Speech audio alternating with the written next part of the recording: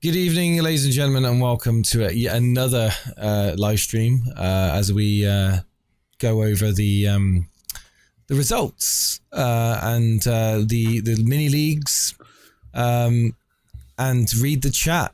And first off, I love the fact, as I saying, Steve-O, love the fact that people that have done well this week feel they have to post their scores. 75 points, not bad start. 81 points, yeah, could have been better. Yeah, we get it. You had a good week, but will you be coming back when you had a shit week? No. Will you be coming on the Sunday surgery when you've had a shit week? No. Will you quit when the going gets tough? Maybe. Fucking 1 week heroes. Guess what? I got 50 points. Don't see me fucking crowing off the top of the rooftops with that, do you? Anyway. How are you, Jace? I didn't really want to do tonight, to be honest. Yeah, No, I know you didn't. I know. Tell us why, in all seriousness. And tell us why, because I know why. But tell anybody that's new around here why. I'm just glad that Salah didn't actually score that goal. He got offside, didn't he? And when he came off, he was angry, wasn't he? He didn't even look at Klopp. So you know, I think at that point, I think Klopp was like, do you know what? I'm just going to go for the draw. I'm happy with the draw. Really? Chelsea, yeah, Chelsea are on top of us. They were on top of us. Yeah, Liverpool. Yeah. You're a Liverpool fan now, are you? You know, I am. Oh, you pathetic! Admirer. Oh, disgusting. Admirer. Do you know what? Just add that to the list of things that disgust me.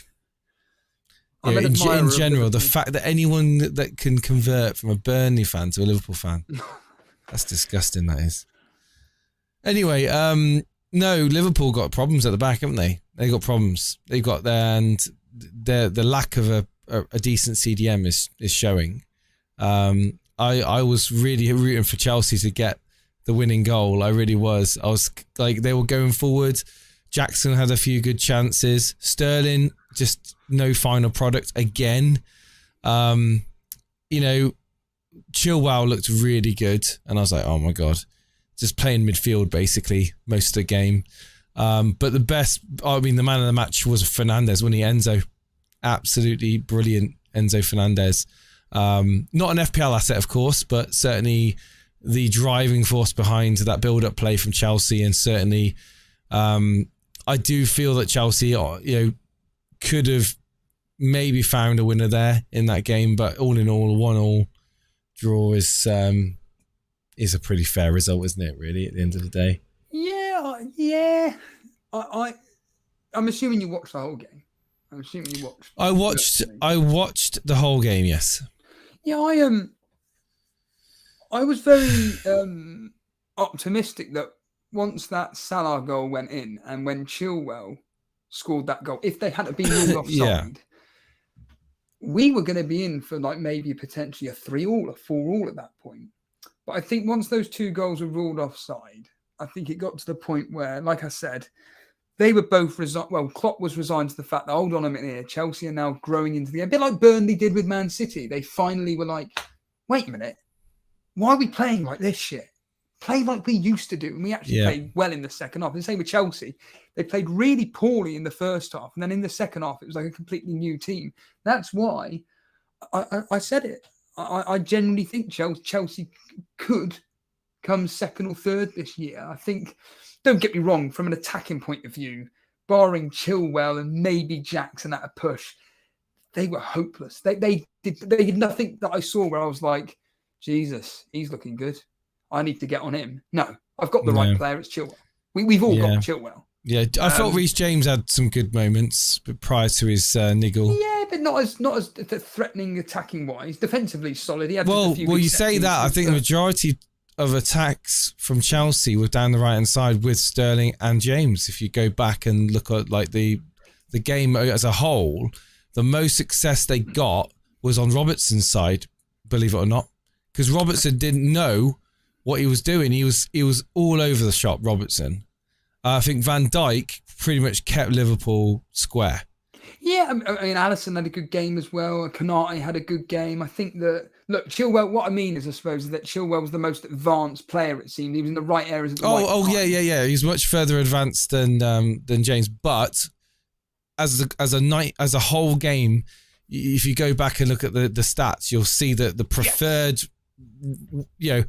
method of attack was the right hand side, but ironically the switch from the right hand side over to the left with Chilwell arriving at the back post is a common threat for Chelsea. So they like to go down that right hand side, and they did a good job. So Chelsea for me, I think Mudryk, he could have made a name for himself if he'd have put that chance away, couldn't he, hey? Yeah, Mudryk is a player who, I was listening into the Volley, you won't know who that is, but they're just a tiny, tiny little channel like us, really.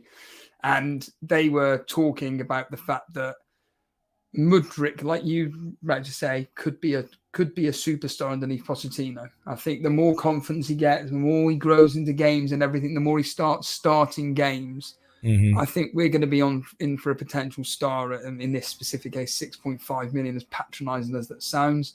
Again, I wasn't particularly blown away by Jackson. There was nothing that I was like, oh, blimey, I wish I had him on my team. Liverpool, however, Diaz, Jota, whatever. He was anonymous, really.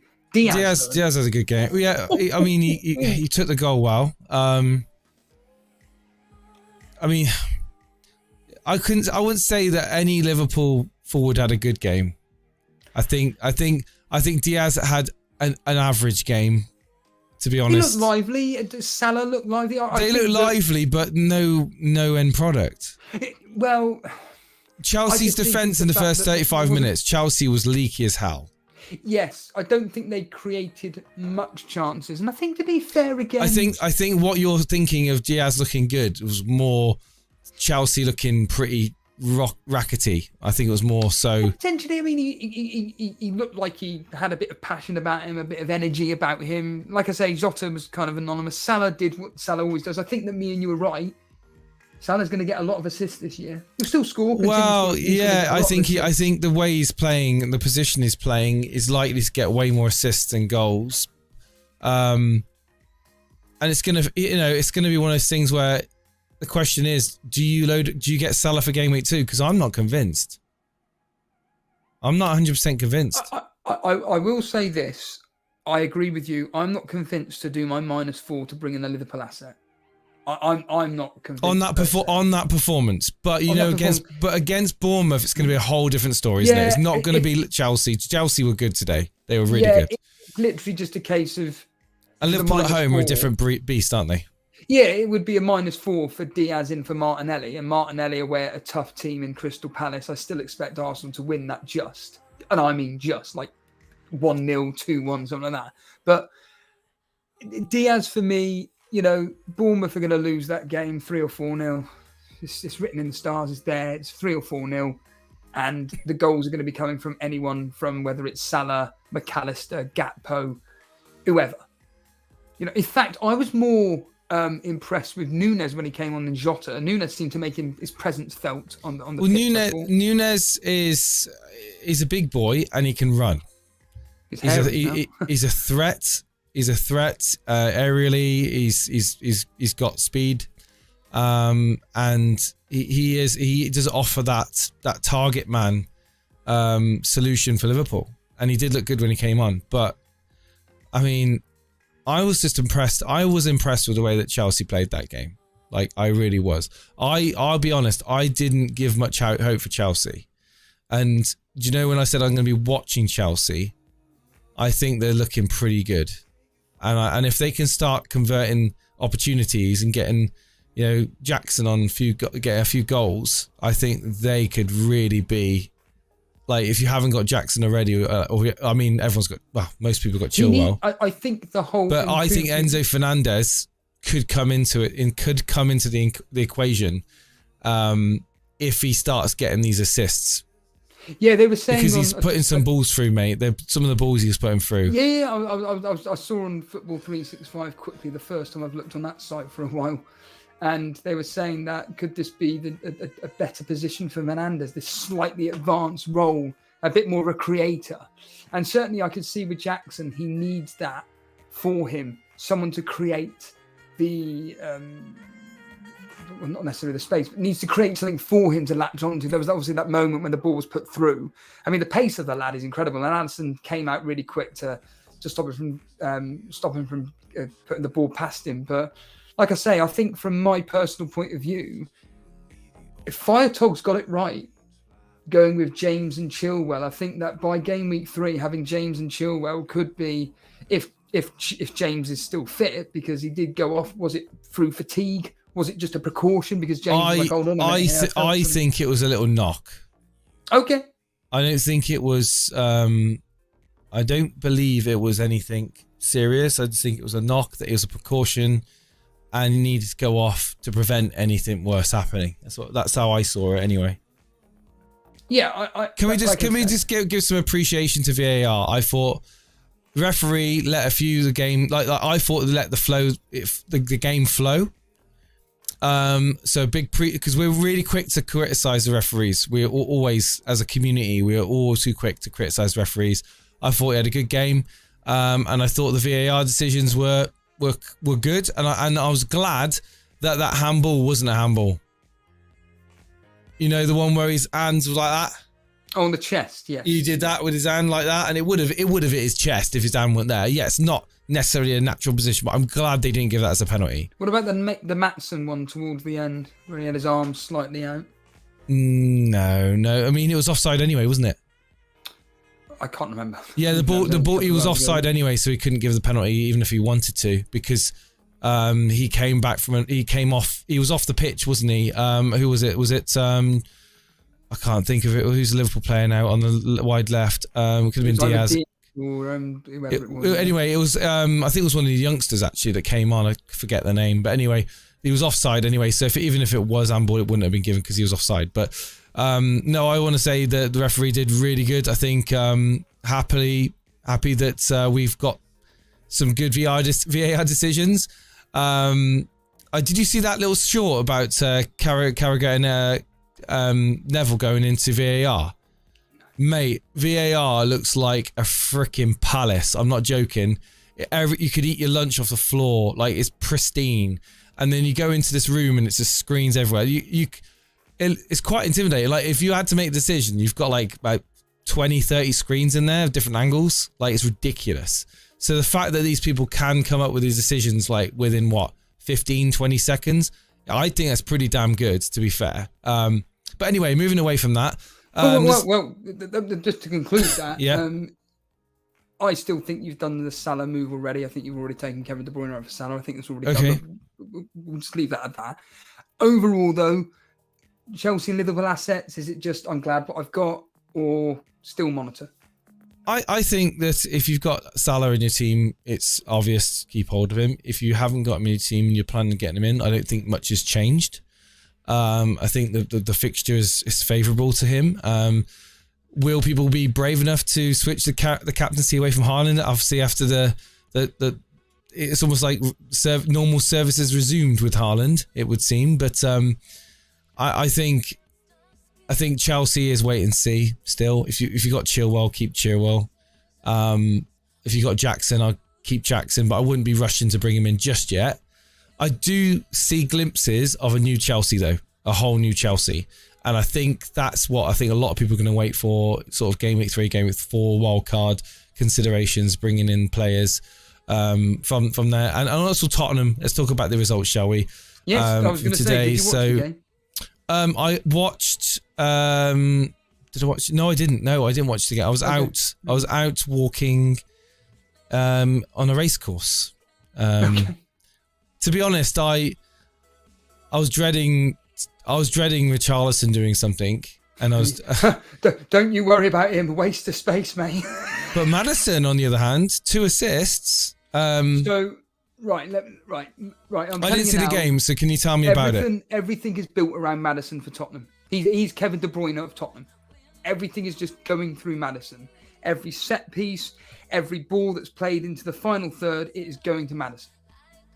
He is pretty much, you've got to get him the centre of attention at Tottenham right now. Right. He was brilliant. The 2 assists, you've got a free kick, which is standard. I mean, you can get an assist from any free kick if and when required, if someone scores. It was a bit of a dubious second assist. It was an FPL assist. It came off his foot. He got an assist.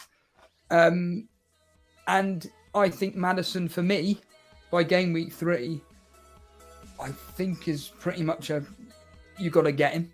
I think he looked fantastic. I'd be a bit concerned to see what he does against you guys. I'm really looking forward to your game tomorrow.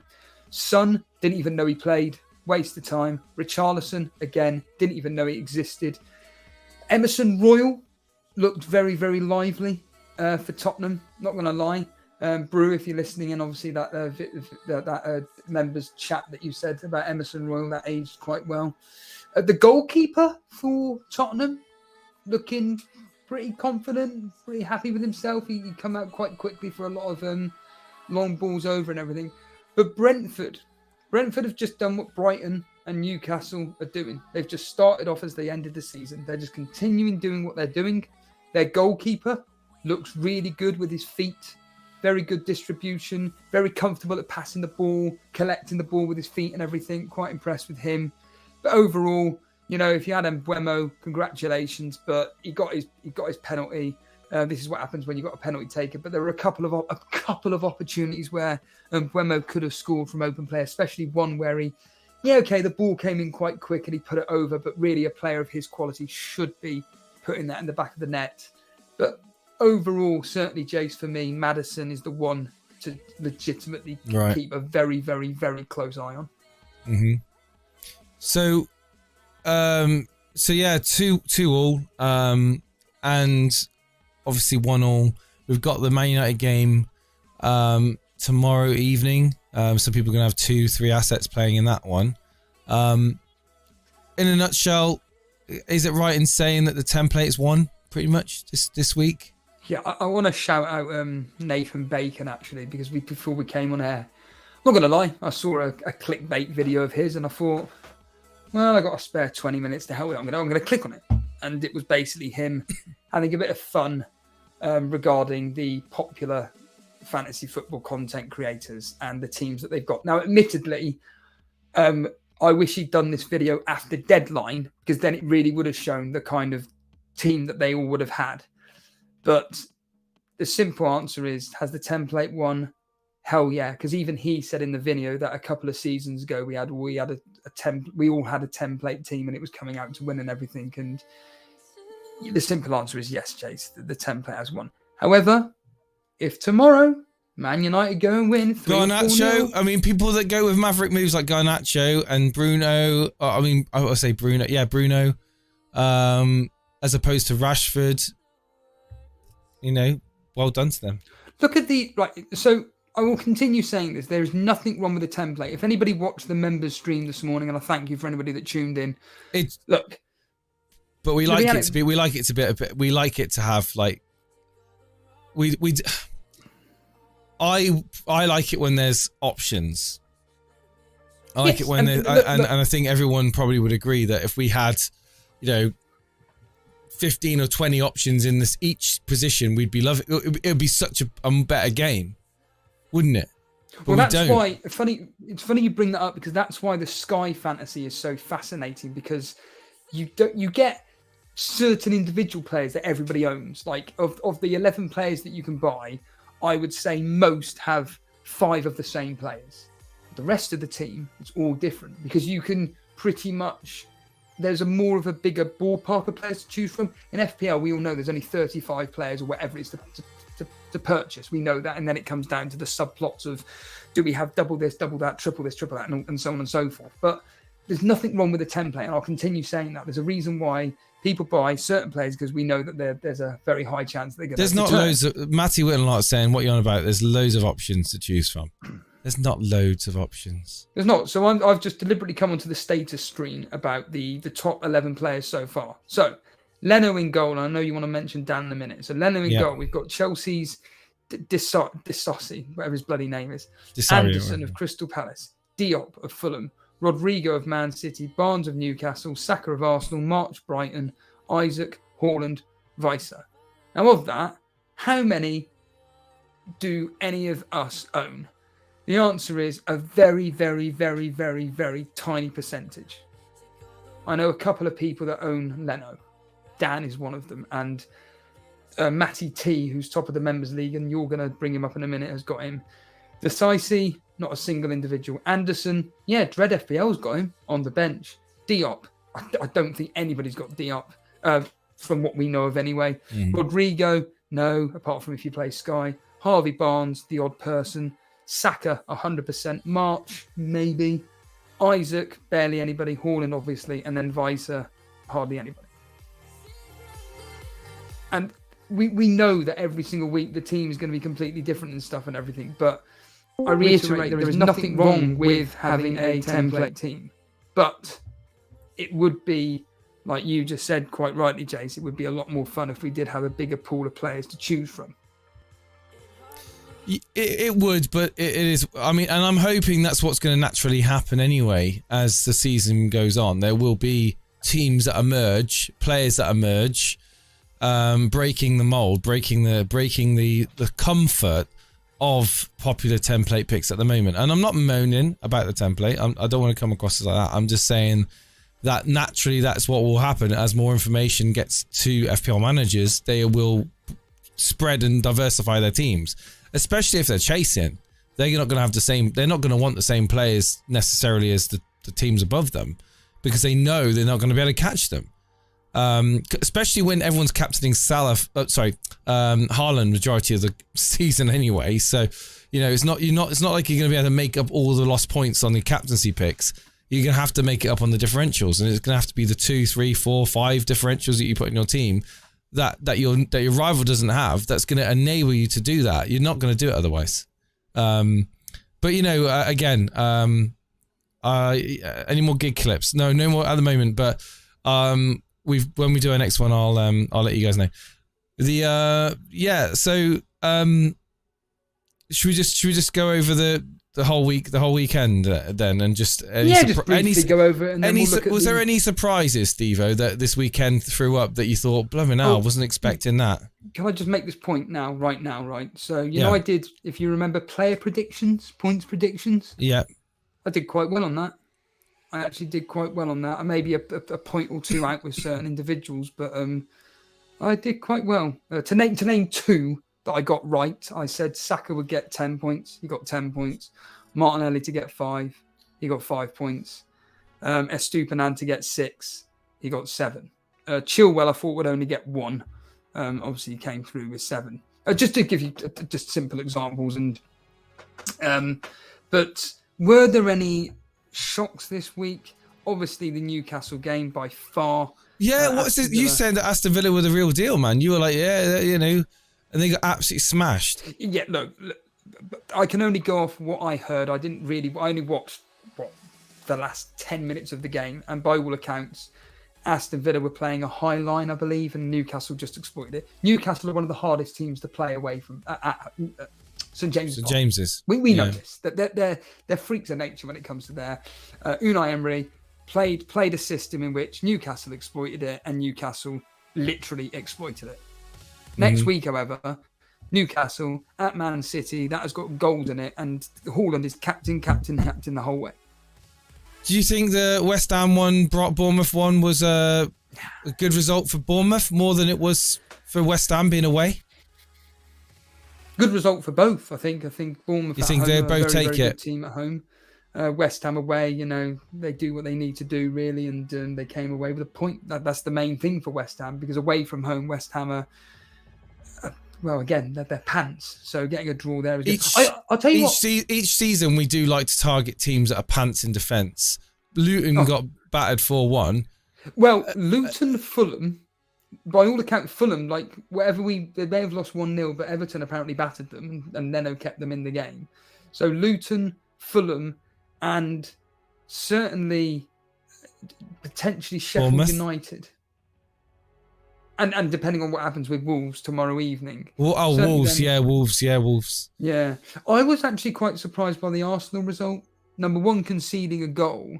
And secondly, the fact that they only scored 2 goals. That could mean absolutely nothing. It could just mean that Nottingham Forest just performed a lot better. That's very, very true. But, listening into Mark Goldbridge and stuff and whatnot, it sounded like Arsenal really should have scored a few more than they did.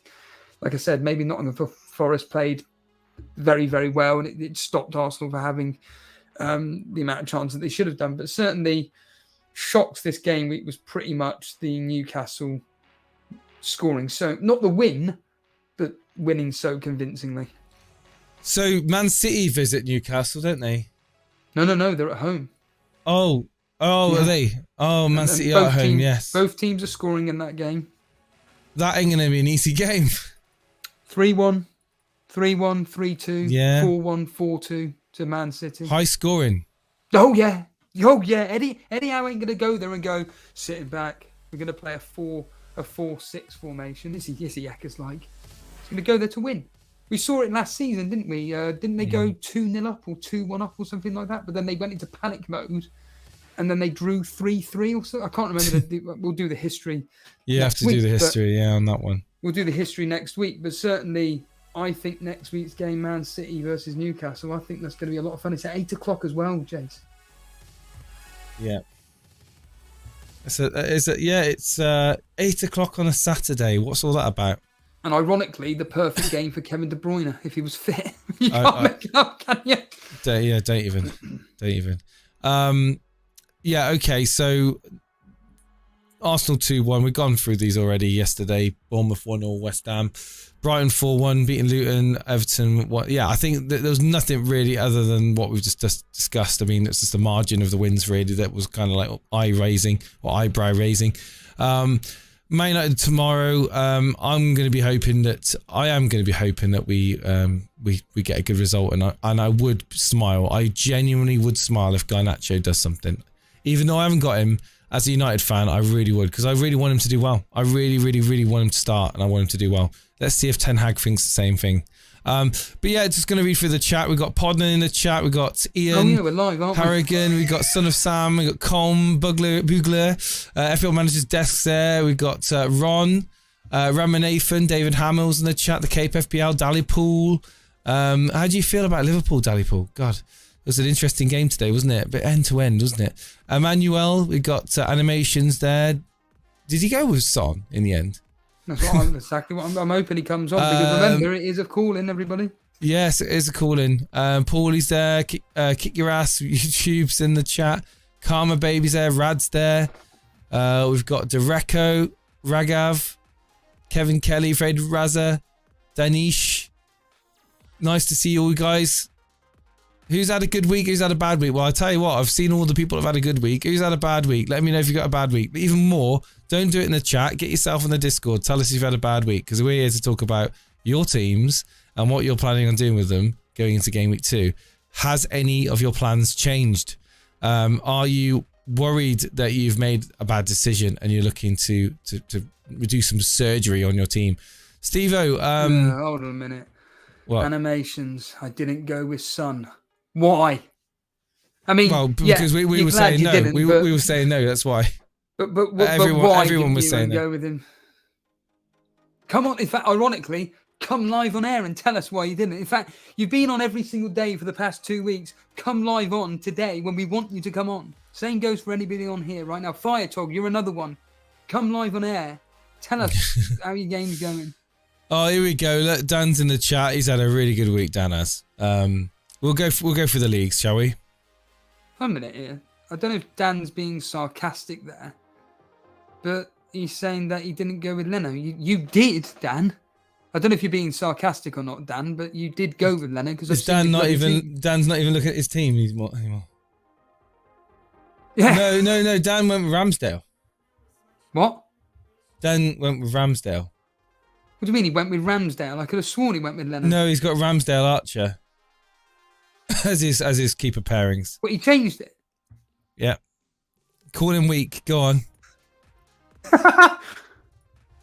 So Dan is currently third in Top Elite. He's got 75 points at the moment because he's getting Botman off the bench because Stones didn't play. 5 points on Botman. Would you believe it? Well done, Dan. Live rank of 414,000. Well done. Well done, dude.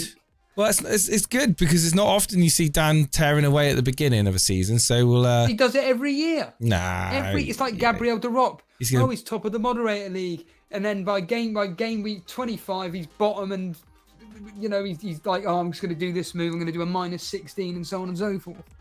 Do you think some people are going to get carried away by their high scores at the moment? They're going to be like, oh, going to take some risks now and get a bit comfortable. Every year it happens. This is why I want to talk to these people on Discord. Simon Bellamy. Yeah, he's here live in chat. He's doing well at the moment. Oh, he's live in chat. What a surprise. Yeah, Game week 25. You know who's doing good when people come in the chat and they're waving, going, all right, guys, I've got 81 points. Is that good? Piss off. But yeah, should we go on to the Rivals League and talk about that? Yeah, I think go for the YouTube chat league first, then the Rivals League. And certainly go for the Members League, specifically top spot. I think that's who we should be looking for. Right, so the Rivals League currently stands at, we've got Peter Scullion at the top. Peter Scullion's on 88 points as it stands at the moment. His live rank is 19,381. He's still got Bruno Fernandes to play. He captained Haaland. And all in all, Leno is well in goal. He's had an absolute blinder. Can I just ask this question? I will probably ask this on each team pretty much. If Peter Scullion comes onto Discord and says, guys, what do you think of this team? I'm instantly saying, Tarkowski, I understand the reasons why you're doing it. You're doing a 4.5 a 4.5 defensive rotation. I would have said, don't bother doing it. He's a waste of time. Solly March, I would probably go with the safety option in Matoma because he's guaranteed to start where all the other midfielders, they're not. And this is what happens. Maverick. Scullion has come out on top. You know, what did he know that we didn't, Steve-O? He just went with his gut. It's because he had Salah. Well, he just went with his gut as well. Didn't he? But well done, Peter. Genuinely. Well done. Well done. Yeah, well done. We're not better. And then we've got second place, Harry Dawson with 87 points. Now, Harry Dawson, Captain Haaland, he's got Rashford. No, this is YouTube Chat League. Oh, the YouTube Chat League. Sorry, I thought you said the Rivals League. Right, okay, sorry, carry on. Sorry. Yeah, YouTube Chat League, second place, Harry Dawson, hold my beer, 87 points, one behind Mr. Scullion. So it's gonna be the battle between Bruno Fernandes for Peter Scullion and Rashford for Harry Dawson. So the winner of the battle between those two players will determine who goes top of the YouTube Chat League. He got Visa in today. Visa, yeah, 9 points on Visa. A relatively. He was an easy pick, wasn't he? He was on the Scouts game week 1 picks, wasn't he? I think, pretty sure. Yeah, 4.9% of the whole game own him, and he's decided to go with the 3-4-3. Is it as little as that? Oh, really? Wow, I'm surprised. 3-4-3 formation. I look at it here. Again, all pretty much template, barring, well, Salah really and Visa. So yeah, well done, Harry. Interesting. Then we've got third place. It always seems to see VJ Garv always does well, doesn't he? Every season. VJ Garv is Garv, Aurora, He's actually, his history, he's only been playing for 3 seasons. He's got an average of 400k. He's on a game week net of 87 points. Now, he's still got... Hang on. No, he hasn't got anyone. But look at his captain. I thought he had a United player, but he doesn't. He captained Saka. Brilliant. Well done. And he's got Visa and Mbeumo. Well, I say well done. The optimal captain was Haaland, but then, you know, it's... Yeah. But to be brave and captain someone else and get a reputable point score, well done. We've got a question in the chat. We've got a super chat that's come through, Steve-O. I'll let it play out. From Kikiras YT. £2 super chat. Thank you so much, Kikiras. Do we have a code for the league, guys? I'll join. Well, we've got the mini league code for the general FPL community league, but we tend to have all of the leagues sewn up for joiners by game week 1. So, you know, any members, the code was posted in the community field of our YouTube channel, and it was also posted in the member league channel on Discord. So if you're a member, you've got till the end of game week 1. That's it. You've got to the end. Well, to join the members league. Simple as. Yeah. We've been saying this all for the last 2 weeks, so there can't be any excuses, basically. Yeah, we're not going to leave it open forever. You know, it's going to be. We do try to remind people almost every stream. But as we were like, literally tomorrow is going to be probably the cut off. So, do you think we should extend this to game week 2 or just cut it off at the end of game week 1, Steve? Yeah. It says here, where can I find it? I've been on holiday. Yeah, if you go to the YouTube channel, the Elite FPL YouTube channel, and you click on the community tab, so you got the videos, the shorts, but then the community tab, under the members posts on the community, you'll see the mini league code for the members league. Now, if you have got access to Discord, you can also find it pinned in the Discord under the members chat. But that is how you join it. If you have still got issues, there it is. I can see it. If I can see it, you can see it. I can assure you. So that's 3rd place, and then we've got Johnny's Boys 4th place. Johnny's Boys, it's John Hayes, 10 seasons, average of 300k, doing very well, 83 points. He's got Rashford to play, so very good, very strong start. It's interesting that the top 4 have not gone in Man United. Not heavily, no. They've just got one. Really interesting. Just got the one United. He's on it already, Maddison. Well done. Yep. Well done. Already ahead of the curve there. And he's got Salah. It's a theme here, isn't there, Jace? Yeah, I got a question for you. It's 5 points. Are you happy with 5 points from Mohamed Salah? I predicted 7. So...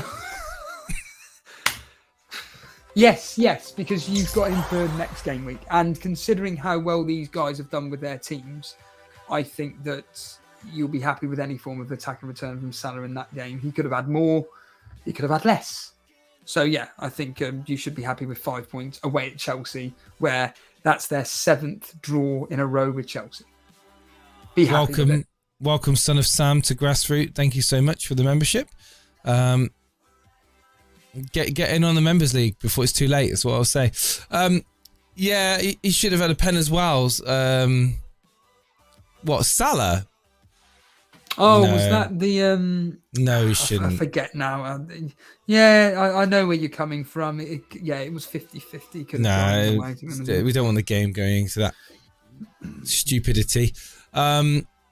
I think we'll move on to the Rivals League, Steve. We might see the same names. Yeah, we got Peter Scully and Vijay at the 1st and 2nd, but then we got a joint 3rd. We got Almaco and Zali. Yeah, so Almaco 82 in the Rivals. 82 points. He also adds De Bruyne. Yes. But he's got Salah, De Bruyne and Haaland, man. And he's still got 82 points. It is extraordinary that you look at these players that these guys have got and you go, have they got them in their team? But I think here, what El Mako has done on game week 1 deadline day is he's seen the team news. Mm-hmm. He's got Saliba in and he got Ake in. I think he said to himself, I want a Man City defender for tonight's game. Who will it be? And I reckon he may have had John Stones in and then he's just swapped into Ake. Could be completely wrong, but that's what it looks like. It's likely. And very well done. He's got no one else to play. Let's have a look at 4th place. Now, 4th place, Victor Eriksson Kazali.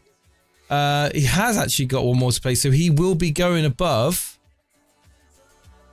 El Mako in the next 24 hours because he's got Rashford. Assuming a Rashford plays, no.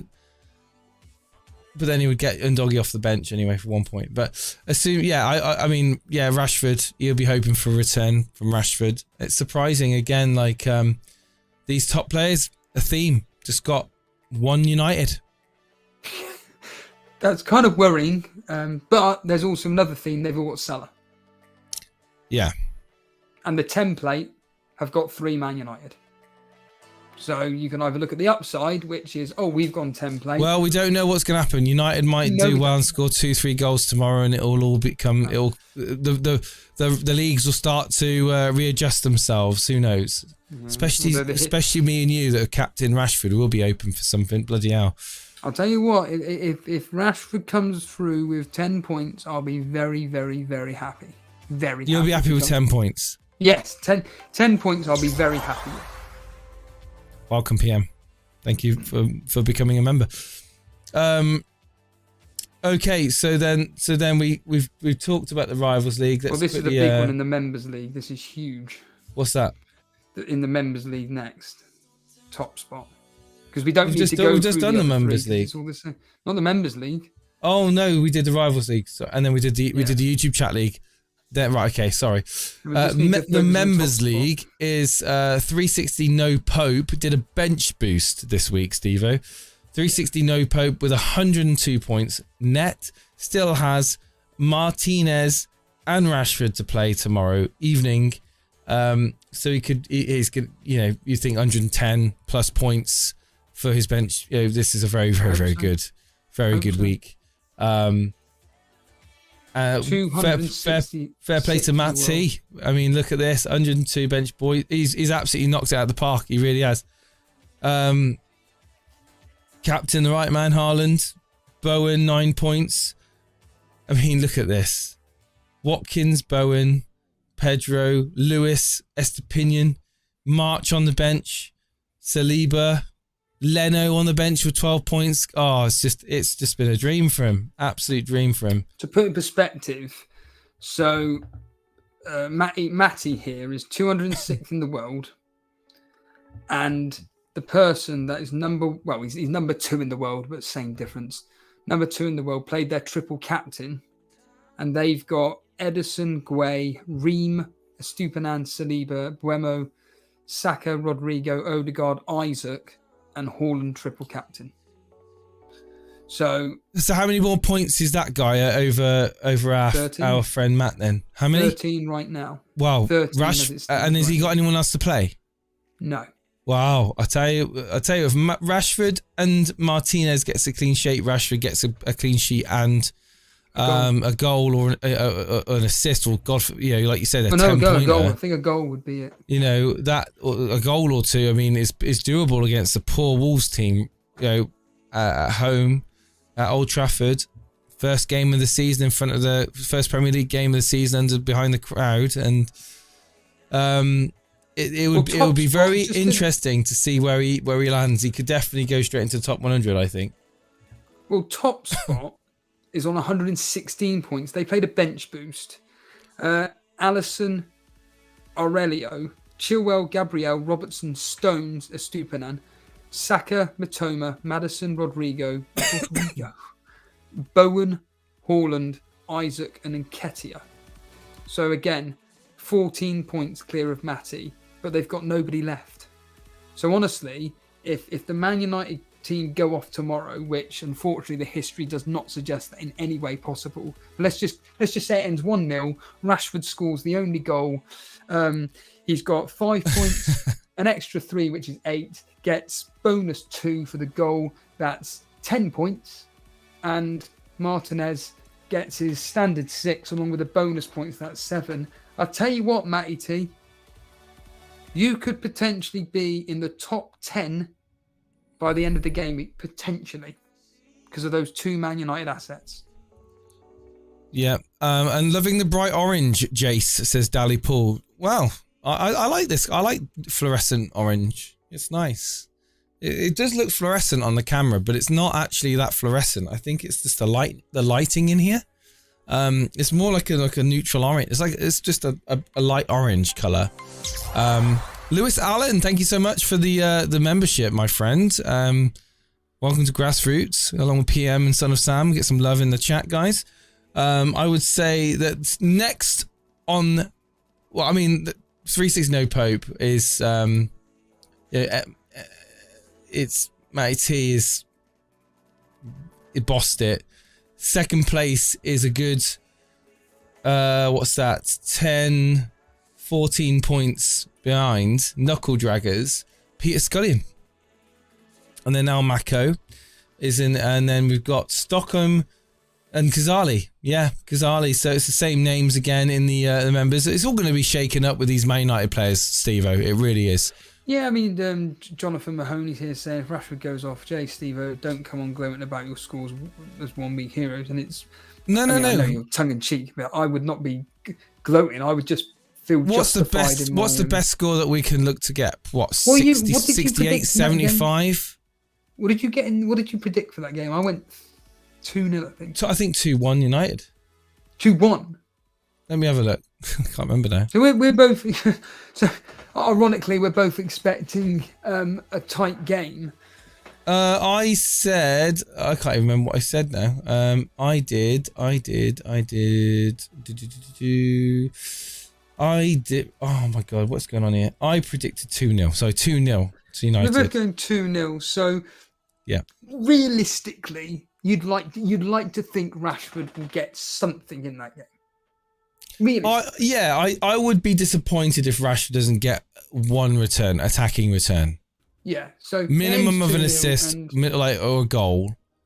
Like, I would be very disappointed if he doesn't get one of either. Yeah, I think that if he genuinely, like I said, I think I'm expecting him to match what Haaland did. If he comes away with just a double-digit score, 10 points, I'm going to be very, very happy. What would make me even more happier is the clean sheet and Fernandes to do something as well. That'd be we know you're joking, Jonathan. Don't worry. Jason has taken his Man City disaster like a total gent. Well, the thing is, what's the point of getting angry and pissed off? City like, disaster. Oh yeah. Yeah. What's the point of getting annoyed, angry? Like, it's my own stupid fault. But at the end of the day, fortunately, there's 37 more weeks that I can make up for it. So let's just see where we go. And the future's bright. The future's orange. Men in Black, remembering the old adverts there in the cinema. Yeah. And just a quick reminder that we are taking your calls, and there are people in the waiting room. Thank God. Oh wow, Jay, there we so go. I think we should do them justice. I don't think there's much else to cover, is there? So. Not really, no. Tomorrow night, just a reminder, guys, if you are tuning in right now on the YouTubes, on the Twitches, or wherever, on the socials, make sure to follow us, subscribe to the channel, hit that like button, guys. It really helps the show. In fact, when we had some really good engagement on some of our streams late last week, we found that we had an uptick in new viewers coming in to the chat and into the Discord and wanting to chat with us. So it really, that's the one thing you can do to help us grow the community, is just hit that like button and subscribe if you enjoy the content that we produce. Because there's still people that tune into our show on a regular basis that actually aren't subscribed. It's kind of weird, right? So we've got people in the way. Who do you want to bring up first, Steve-O? I think Nuclear Atoms. He asked if we were going to be going live, so I think Nuclear Atoms. Nuclear Atoms to go first, yes? Yes.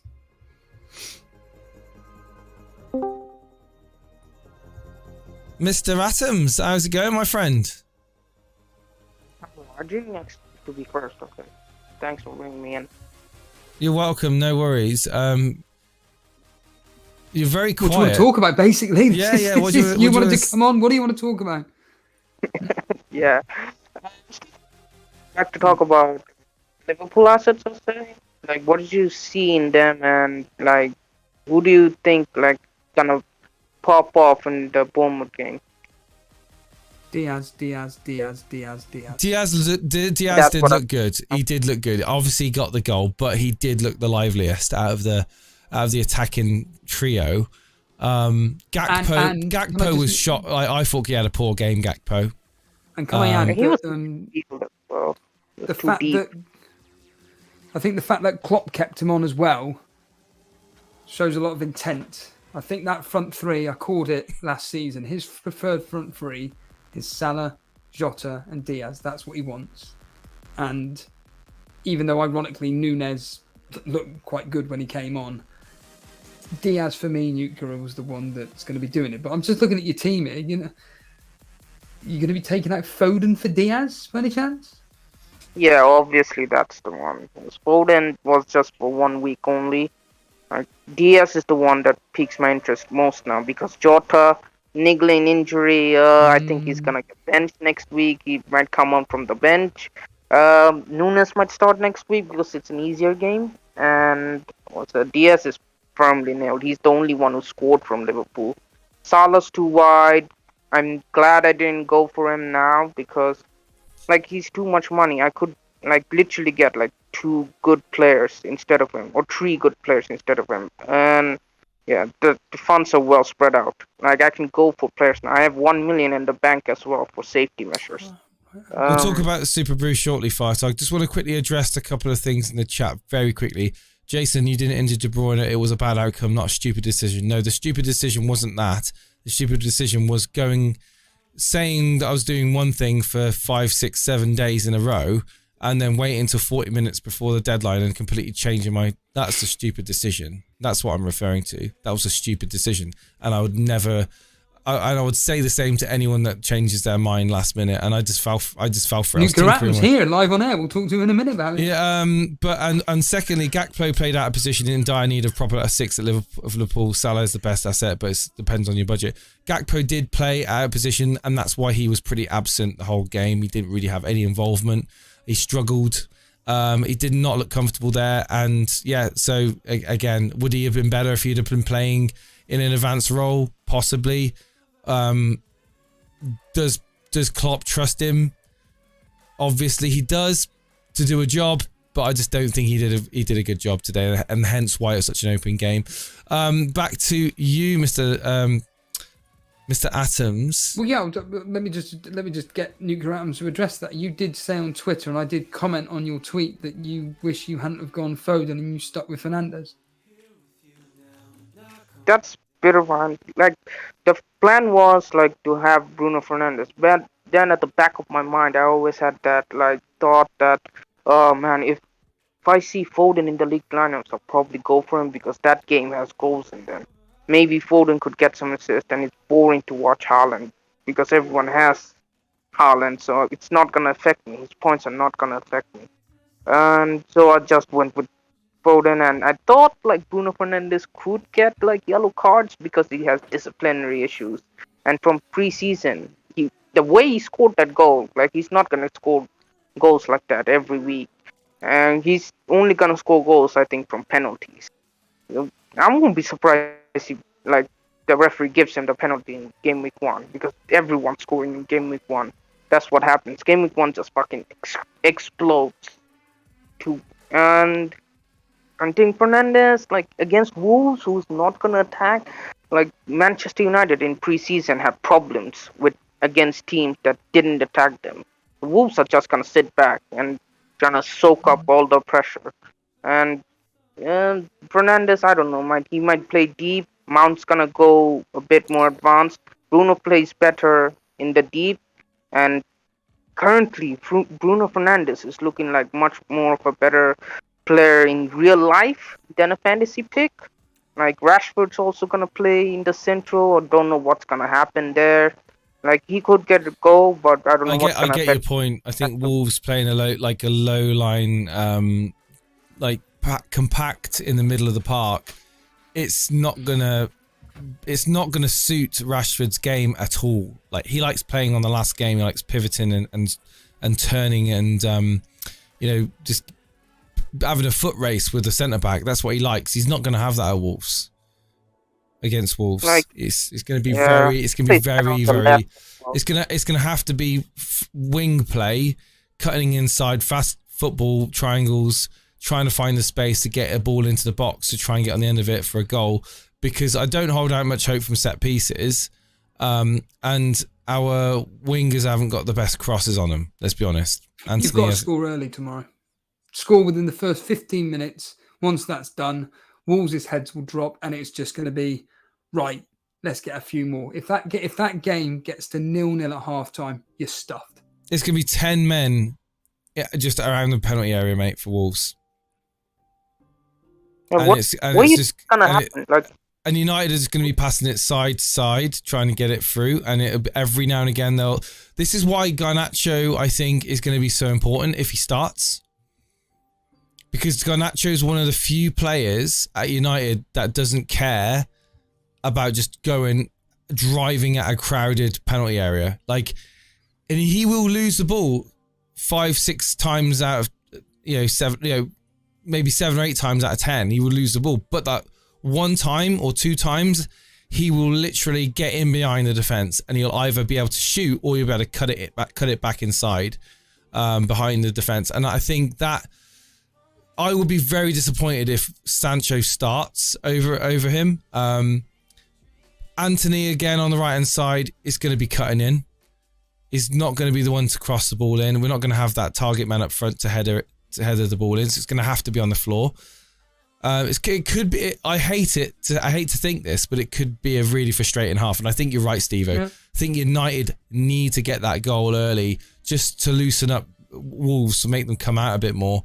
Otherwise, it could just be a turtle game where Wolves are just sitting back, soaking up as much pressure as they can, hoping to get the odd counter attack and to get feed on scraps up front.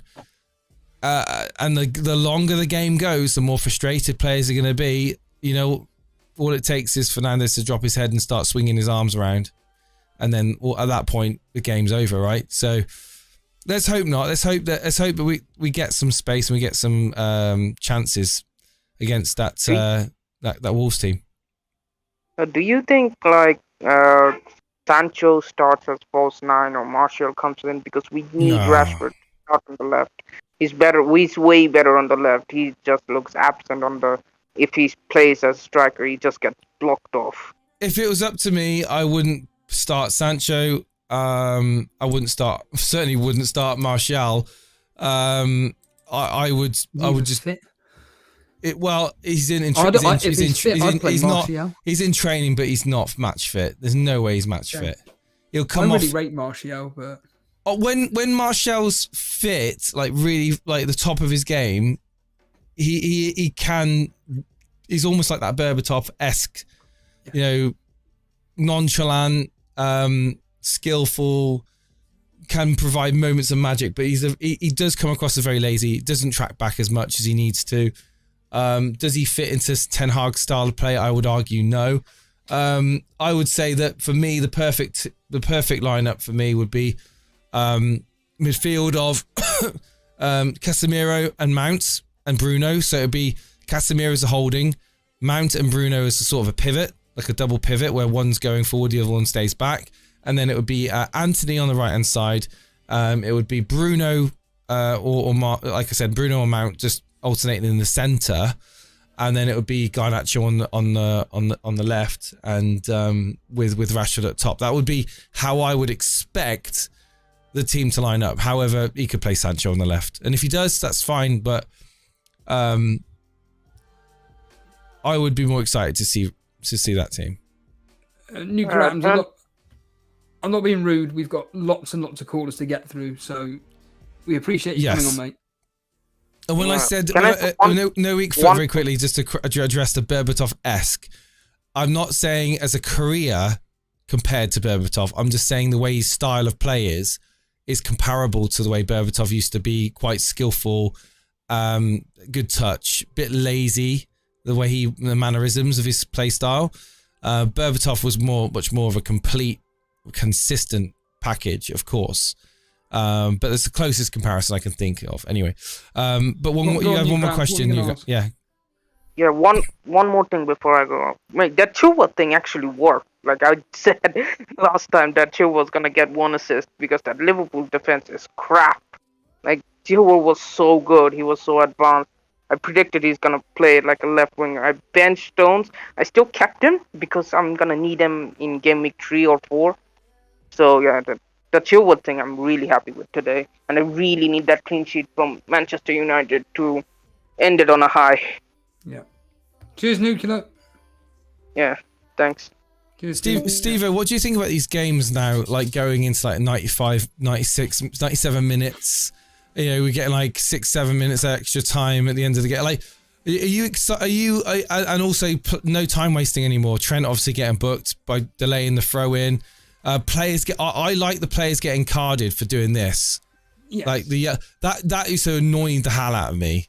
And I'm sure crowding around the referee is also going to be another thing that they're going to stamp out. I like it. I agree. It's the stoppage times getting the joke. I'm thinking that the stoppage time will naturally, hopefully, just regress over time. I think it's a bit crazy at the moment. But anyway, who's the next one? I think bring on animations, considering that we want to quickly talk to him about Son. Animations. Mr. Animations, are you there, dude? I'm here. Hello, lads. How's it going? Right. So you bottled it. Yeah. Explain yourself. Explain yourself. You should have got Son in. I've got 2 things. My teams are a big worry, right? I just wanted to discuss about the Son thing, right? I was speaking with Jason, now obviously a couple of weeks ago, and he was saying, it's the start of the season, kind of go with some safe picks, right? And as we was getting closer to the deadline, I was on Foden and Son for Bruno and Martinelli. Then I saw the leaks about Foden starting, and I was like, do I really want to be dealing with Foden for game week 1 and Son when people were saying, oh no, don't go for Son, he's rubbish and stuff like that. And I was thinking to myself, yeah, I think everyone's got a point. I might as well go safe and just stay in the safety net of kind of going with basically the template. Well, I'm glad you freaking listened to my advice, because I didn't. No, well, that's what I was saying, right? When there was a great big point that you were saying, right? Go with the safety picks like Bruno and stuff. You know they're going to get points. And if I wanted to go for a Son, I could easily make a decision in the team to go for him. But like Steve was saying earlier, Maddison is the one I think that I'm looking at probably game week 3 for like Martinelli. But yeah, I was just going to come on and just basically that was my reasoning why I bottled it and I didn't go for Son in the end pretty much. Where are you in the YouTube chat league? I can't believe that you've done really well yet. I can't. Oh, here you are. 30 something. Yeah. 70 points. 30. Yeah. It's about as template as a team you can get. I'm assuming you heard the lastminute.com Saliba news. Well, yeah, I was thinking about going with Saliba because originally I did have Odegaard in this team, but because I was thinking to myself, I was thinking to myself about Max Roberts, about what differentials I could go with. I was really tempted to go with Saliba from the thingy, but then obviously the news came out and stuff like that. But yeah. Well, the main thing is you've done well. You've still got 3 assets for tomorrow.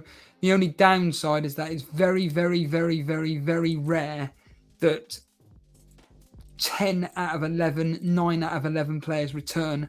Every single one of your players has returned. You've got 3 left, so thanks a bunch, Animations. We're all going to get 0 points. Yeah, thanks a lot for getting me on anyway. But yeah, hopefully you won't have to hear about Son anymore. But thanks for having me on. Cheers, Animations. Cheers. I think we'll go for Warfare next, James. Warfare it is, okay. Hello, guys. Oh, is this going to call me out? Because he was telling me not to do it. He was telling me not to change my team. Good. Come on, Warfare. Warfare, you were telling me I shouldn't change my team prior to the deadline. You were right. Good evening, my friends. Yes, You were right. I was wrong. I am not going to rub it in, though. No, you don't have to. We're rivals at the end of the day. You should be happy. No, I'm not. I fully admit I'm never going to win FPL, so I'm not happy for someone else's unfortunes. You can see my team if you use your beautiful website that you used to look at the leagues. You can find me in members. I was too lazy to take the screenshot. Oh, yeah, okay, I'll do that then. God, you are lazy, aren't you? Yes. Getting me to do all the work. I can't believe it. I can't believe this. Right, where have I put it? Right. What league are we looking at? Members league? Members. Where are you? Members league? 18. 18, right, okay. Easy to find. Yeah, 18? Oh, yeah, you joint 18 Yeah. with Dally Pool, right. Oh, 15 actually, according to your thing. Yeah.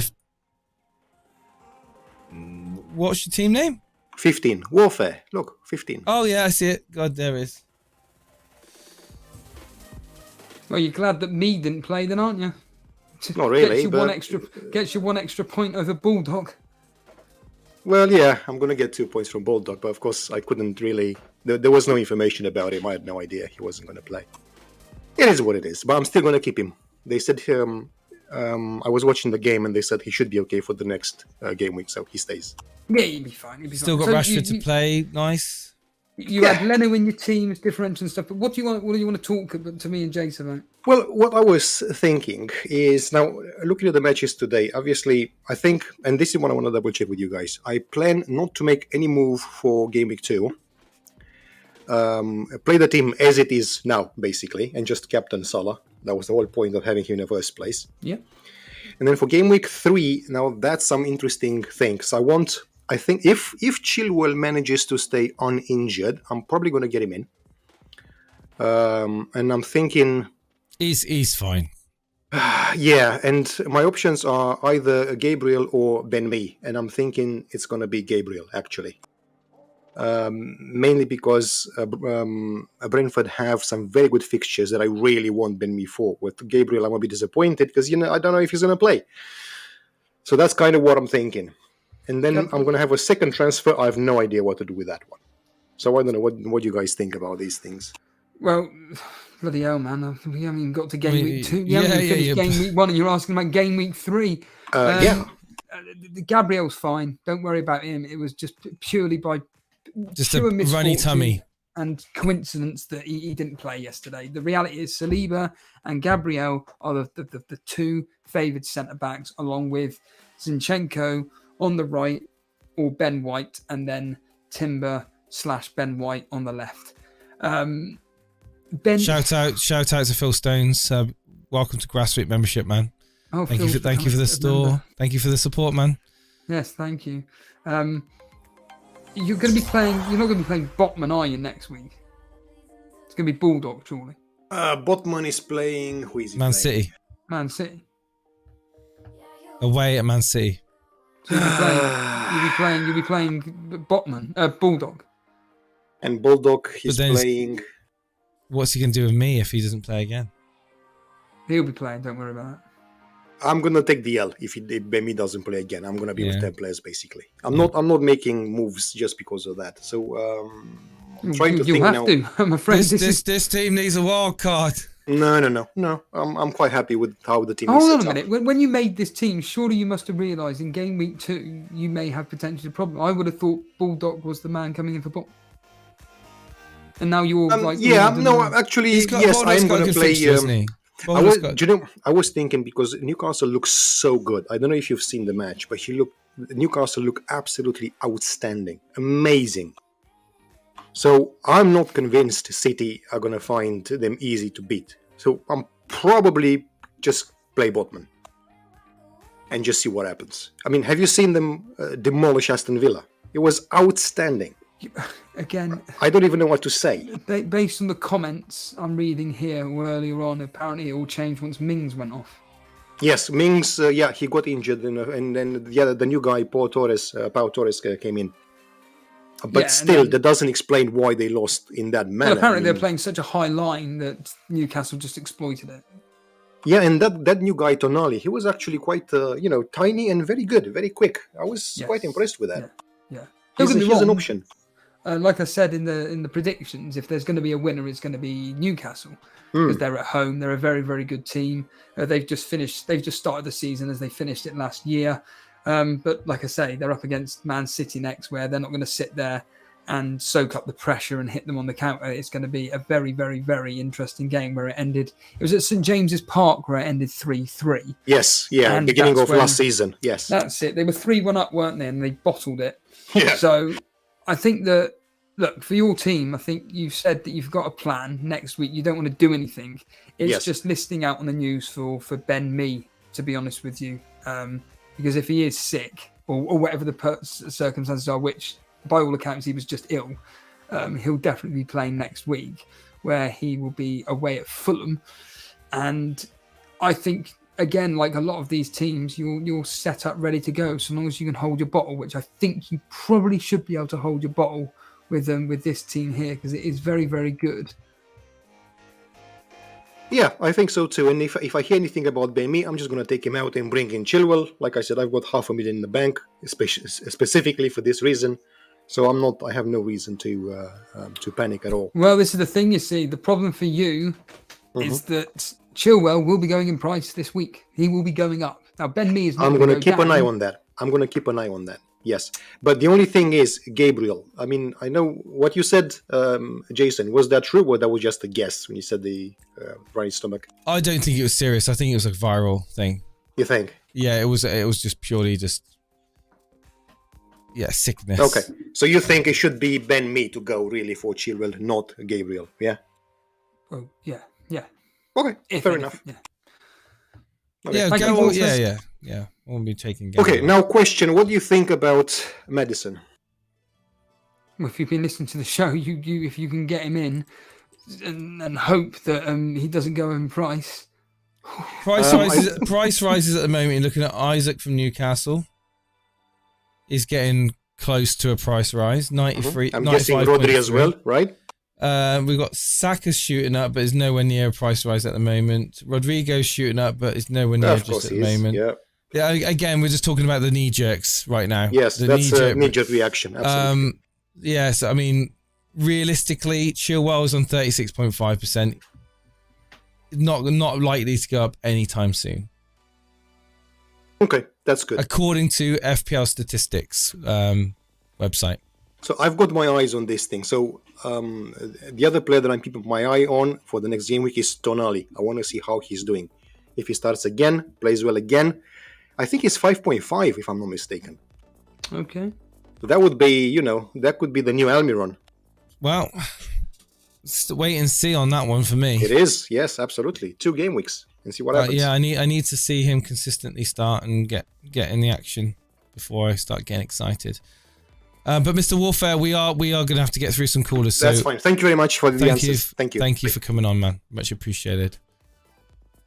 Just a reminder, if you want to come on and talk to us, how do you do it, Steve-O? Just simply join the Discord. Or if you already are part of the Discord, jump live onto the waiting room. It's on the left-hand side, and just click on it, and then you're in there, and then we will bring you live on, like we're about to bring on Firetog, because Brew is basically threatening to leave if Firetog doesn't come on next. Oh, well, quit FPL again, like he did last season? Ooh. Hello, Mr. Firetog. He's quitting FPL. No, it's fine. We're just... How's it going, just to let you... Firetog, you sent me that message earlier on about interpretate. Yeah. Someone else also sent me a message as well, saying exactly the same thing. Interpret. I'm going to interpret that. Do you know why I say it, don't you? It's because of the mirror and say it about 20 times. And then it's because of the bill. We need an interpretator to come in and decipher what this individual is saying here. So apparently Brew wants you desperately to come on. Why would that be? I don't know. I've been chatting with him. He wanted to talk to me later. I guess, has he got Richarlison the same as me? I think that's probably what we're going to talk about. Oh. Did you watch the game? You got more points than me, Firetog. I'm going to have to catch it on Match of the Day. I wouldn't bother. Well, he will not be in any highlights. Well, that would be good. At least I know. He was absolutely anonymous in that game. All you could see was his yellow hair. That was it. Was he a fish out of water, Stevie? I'll tell you this. If I didn't say this. Do you know what, Firetalk? You were very lucky that Darwin didn't do something. You'd be sick, wouldn't you? I didn't think he was going to start. I think he might start next week against Bournemouth. That's why I brought him in and put him on the bench. With Tottenham, this is what I thought. It's very similar to Brentford. Both Tottenham and Brentford were very teams set around a centre forward. Tony's not there, and it's almost like they're lost for ideas. It's like, oh, we've got all these creative players, but to create for who? Oh, nobody. Same with Tottenham. It's like they've got all these creative players to give the ball to a striker, but there's just nobody there. Kane, yes, he would drop deep and everything, but then because of that, he would create for someone else. Now it's there's nothing. Now there was a moment where Maddison did set Richarlison up, and it was like, right, that's the kind of thing that we're looking for. It happened once in a match. I see you've got 1.5 in the bank. I'm assuming that's going to be used for something else. But to be completely blunt with you, Firetog, I'm using that 0.5 just to get Richarlison out and bring in Maddison.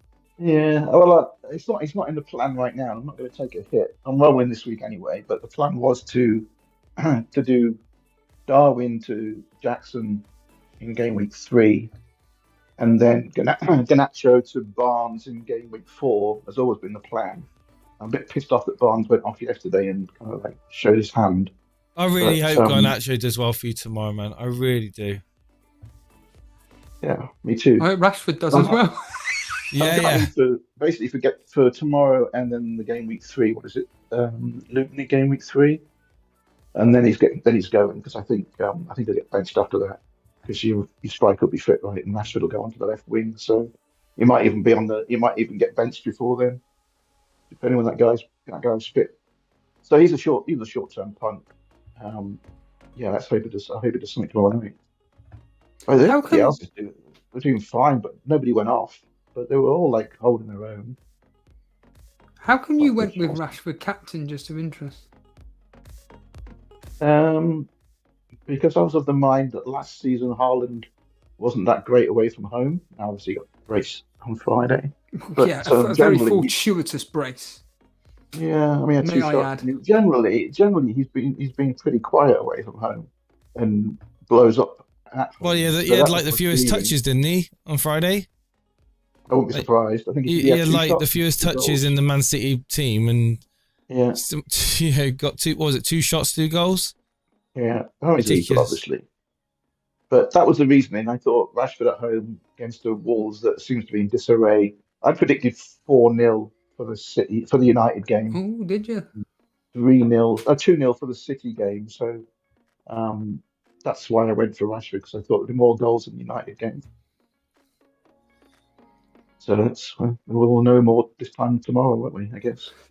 Did you watch the Chelsea game? I had family over, so yeah, it was on, but I was kind of like watching it, trying to hold a conversation at the same time. So I want to see it. But Chilwell looked fantastic. You're not a defender, is he? No. Even on corners, he was playing centre forward. Out of position. Yeah. Yeah, you're in that kind of really horrible position where you've gone relatively early on the double Chelsea, but the fact that you are early and you don't need to do those transfers in game week 3, even though you just said you're going to be bringing in Nicholas Jackson, which, to be completely honest with you, I don't really think it's a great idea as such. I haven't really seen enough of it yet, but that was the plan before game week 1 started. So this is it. I've got to assess him this week and next week. That was the watch him against West Ham. That's what you want to test him on. This game against Liverpool, it's the opening game of the season. The teams and players are trying to work each other out and everything. The game against West Ham is the one that you want to be monitoring on whether Jackson is worth bringing in or not. Yeah, totally agree. Yeah, we need to see more of him not in friendlies but in actual games. That was the plan. So yeah. Some studying to do next week when he plays West Ham. And obviously, I haven't really seen today's game, so I'm match today too. What are you doing in game week 2? You just benching rolling Charleston or Pedro for Darwin? Garnacho is going to the bench. Oh, Garnacho. Oh, yeah, of course. Yeah. Got an away fixture, so yeah, Darwin in for Garnacho. Darwin in for Garnacho, yeah. And what a luxury. I think I was bringing Stones in as well. I can't remember now. Stones, was he injured or ill? I might be Benson James, I think. Well, you might have to play Stones over James if James has got a knock. Some of the guys were saying it was fatigue or something. So was it? Yeah, I thought he'd got a knock, but I thought he got a knock, but okay. I mean, you've got some luxury players to bring off the bench there, and you've got a plan. So stick to the plan. It's not been great, obviously, with not captain in Haaland, but everyone did bits really, apart from Richarlison and James. There are teams that they got 85. I know, but I mean, if you look at all the midfielders that were possible, in your team before game week 1, and Bruyne, he scored, Diaby scored, Barnes scored, all those 6.5s, Mitoma scored, they all went off this week. Like, you couldn't really go wrong unless you picked Richarlison. I mean, everybody else was scoring, so I think you find those guys with the big points. Obviously, they captained Haaland, and then their midfield all scored.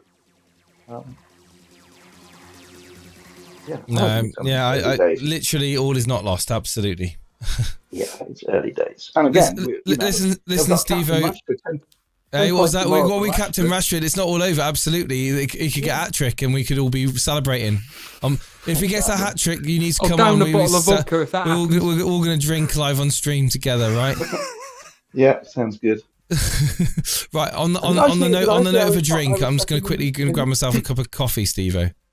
Did I say I was second in the predictions when you brought that up, Jason? Say again? Did I say I was second in the predictions? Yes. Okay, let's have a look, shall we? Yes, you are. You're second. Before we let Firetalk go, let him gloat about bloody the predictions. There we go. Second place, 16 points. Well done, Firetalk. I predicted 2-2 for the Spurs game and 1-1 for the Liverpool game, and got it the wrong way round. Oh. Sorry, the other way around. I predicted it's weird, isn't it? You got. Well, the history. I'm still trying to get. Here we go. Yeah, this is your predictions. You got you got points. You got you've got Bournemouth, West Ham exact. You've got the exact result for Sheffield United, Crystal Palace.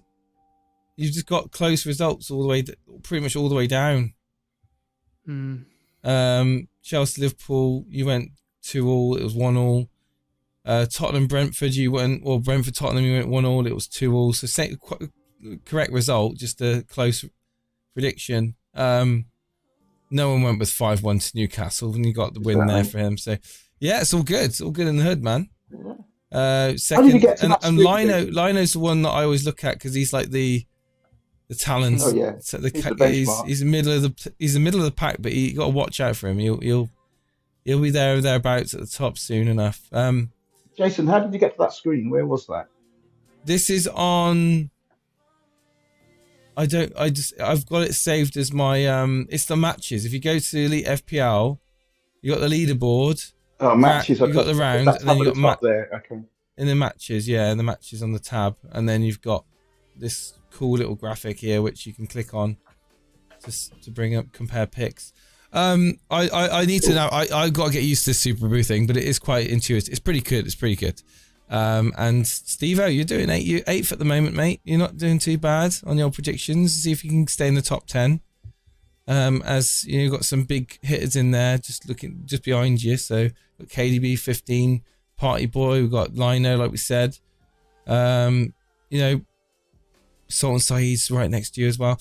Yeah, I'm going to go and grab a drink. I'll be back in a few minutes, Steve-O, okay? Well, before you go, just thank you, Fire Talk, for coming on. Cheers, dude. Yeah, thanks for having me. Bye. Cheers, dude. Can you bring just on the next caller? Put Crazy Jack's team up on screen, and if you can bring him on, and then you can go. Absolutely. I won't be long. I'm just going to make coffee. Yeah, no. I went out last night, and I just need to. I had too many rum and cokes, I think. Yeah.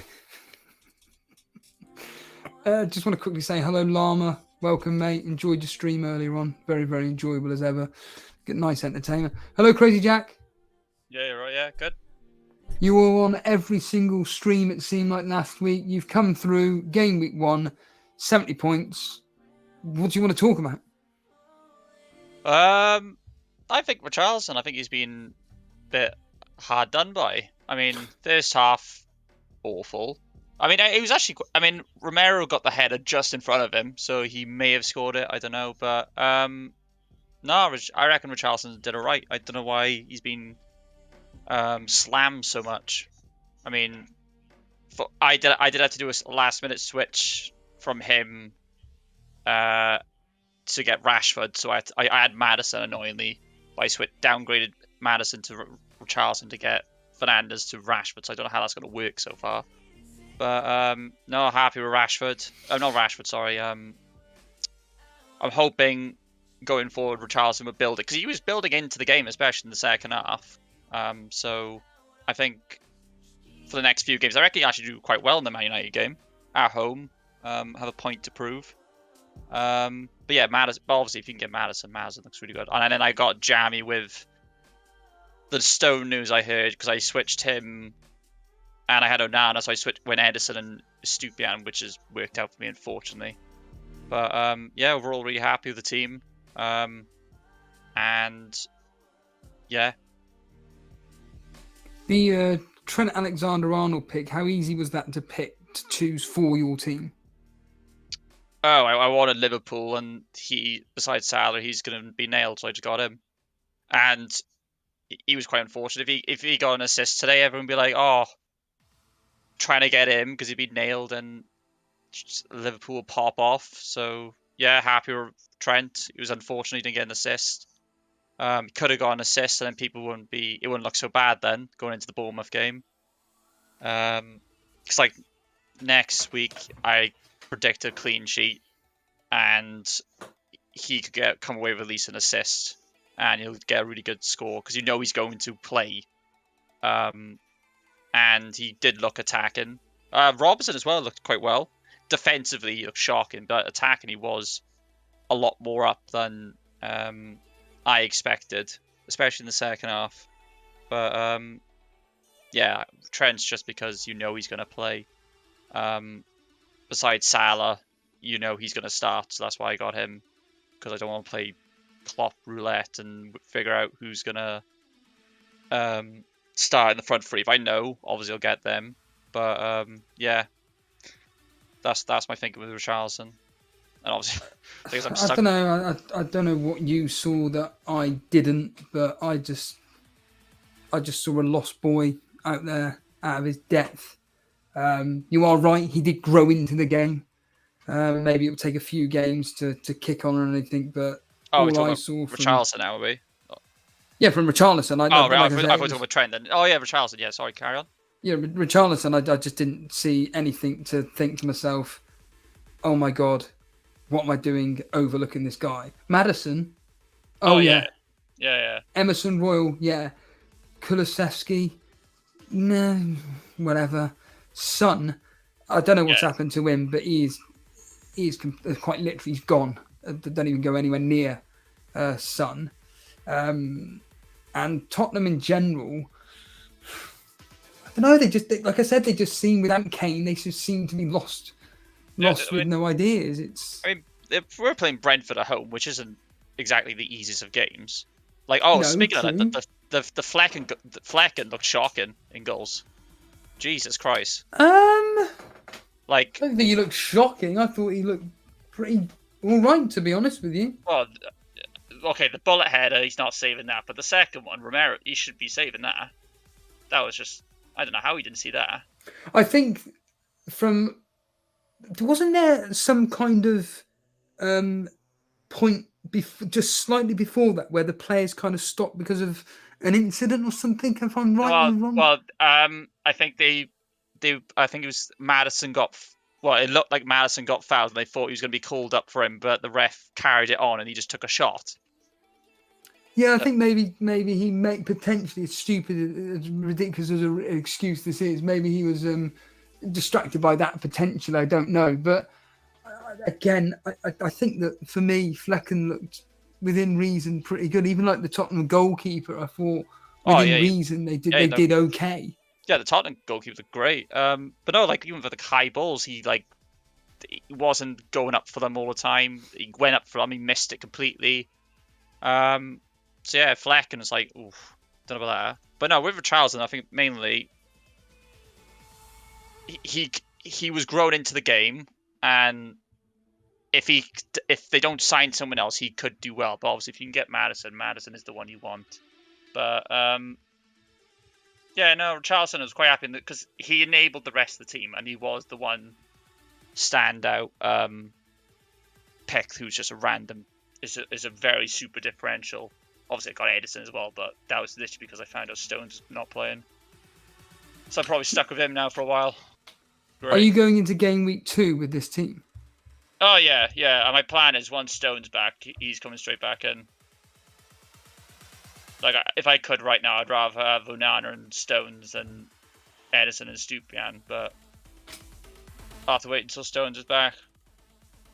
Well, he'll probably be back for the Newcastle game. Yeah, but like I'll wait till he plays, then I'll get him in. I'll wait till game week 3 because he will go down in price now, so I can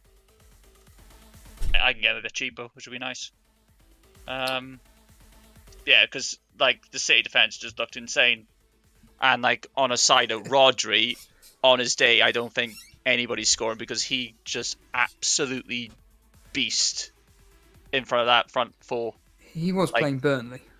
Yeah, I mean, but I'm like not being funny, but but like that the hardest of opposition. No, like there was that one-on-one chance when your guy was in and he literally just got there, stick that foot, and I was like, yeah. I'm not going to excuse high standard tackling and everything. I get that, but you said there that Man City looked great from a defensive point of view. Again, they were playing us. We didn't really create much at all in that game. It was pretty. They just could. Like I've said it 1,000 times. It was Man City. Said, if you're saying it's Man City A and Man City C, that's quite a compliment because Man City are a great team. Like Burnley, from looking at that, I reckon they'd be like very mid-table. Yeah. We're not going to get relegated this year. The absolute garbage that is in that league. We are going to be coming at least 15th or 16th minimum. Yeah. I thought, Luton, useless. They're gone. Sheffield United, useless. They're gone. That's 2 teams alone that will not be staying in the Premier League this year. So we're already ahead of 2 teams. And then it's a case of, right, let's just see how Wolves get on tomorrow. If Wolves do what Jason say, which is put up 5 blocks of 5. Put up the Wolves. And essentially Man United nick a 1-0 win thanks to a Poxy Fernandez penalty, then at this point we're thinking, right, Wolves are going to be defensively solid this year. They're going to continue doing what they did last year, which is basically they won't score goals, they won't concede goals. But the problem is that because they can't score goals, there'll be the odd team that does score against them, like Man United, in a 1-0 win, and that's how they're going to get relegated. Something like that. There's the likes of Everton as well, Bournemouth, another couple of teams which I think are going to be struggling this year. Fulham, again, by all accounts, Fulham got absolutely, ironically, battered by Everton. It's just Everton couldn't hit a barn door for some... Yeah, Leonard wieldy that game, didn't he? Yeah, I'm just a bit gutted that Burnley don't get to play Luton next because that would have been the ideal time to just go, right, we've got the Man City game out of the way, let's go on to Luton, see if we can get the 3 points and get a bit of a confidence builder ahead of our game against Aston Villa. But the game against Aston Villa is going to be another one where it's going to be 2-3-0 to Aston Villa because they ain't going to allow the chances. Is that home for Burnley or is it Villa? It's at home, yes. Our next 3 games are at home, or 4 games are at home. Right. How it stands because the Luton match has been thingy. So yeah, I think the team that plays against Newcastle for Man City, they're going to be a lot more challenged by the likes of Harvey Barnes, Almiron, Wilson, Isaac, whatever that new guy's name is, Guimarães, etc., than the likes of the Italian bloke on the right, Foster, and the other guy, Anduni, or whatever his bloody name is. It's completely different players.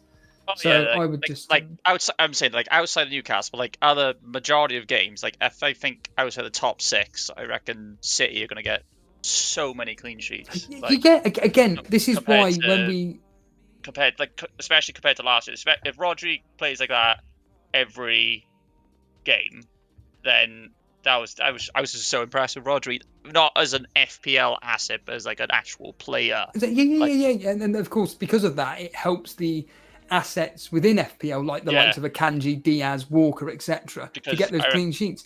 It's like when I did my predictions, I said, well, against Burnley, there's a very high chance that they'll keep a clean sheet. Newcastle, no chance. Sheffield United, yes. Fulham at home, you'd like to think so. West Ham away, there's a decent probability. Nottingham Forest at home, yes. Wolves away, probability. I said that they should be getting a minimum of 5 clean sheets in the next 8 games, or 6 games, 7 games, but it's who to pick. Well, in my opinion, it's Akanji. Akanji is the one that's probably going to be guaranteed to play 6 out of 7. Well, you reckon he'll play more than Stones? Well, Stones will be playing a higher up the pitch, won't he? Oh, right, yeah. I wouldn't be too set on Akanji. I wouldn't be too set on many Man City defenders, to be fair. I think he's going to just swap and change it. Like Rico Lewis out of nowhere. I'm very mindful of the time. Purely because we've got people in the waiting room, and I hate leaving people out. But have you got any final questions, or are you happy with the discussion so far? Yeah, no, good happy. Score, by the way. Oh yeah, just kind of like happy with the team. I reckon Richarlison. I reckon he could grow into being, if he does well in the United game, he could be a really good asset. But obviously, we can get Maddison, get him, and he's going to become the next. Yeah, Spurs are going to be like what I normally would class as just don't touch him with a barge pole for me personally. But Maddison could definitely be the one that's shining light. 7.5. So yeah. Thank you, man. Thanks for coming on, Mr. Jack.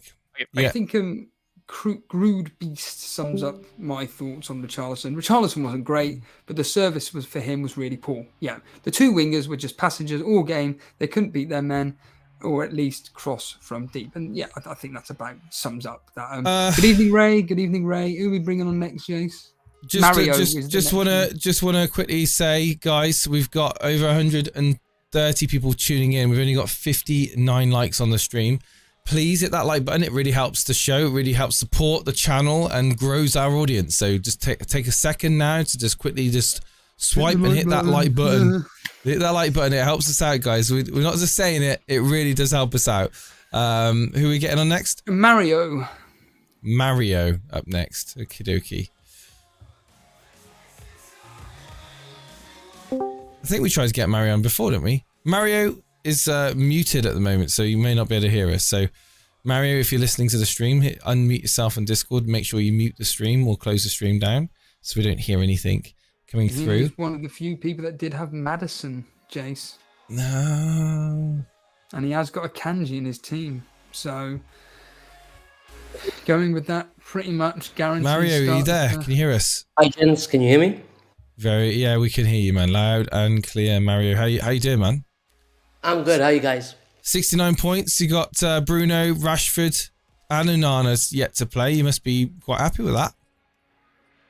Yeah, I'm happy with it. I'm just looking at the transfers, and with all the prices going to be going up and down this week, it's all the prices. What ones are you looking at? Because I looked at it's pretty much between Eze and João Pedro, but I did plan to bring Chilwell in for game week 3, and I was looking initially for Watkins for game week 2.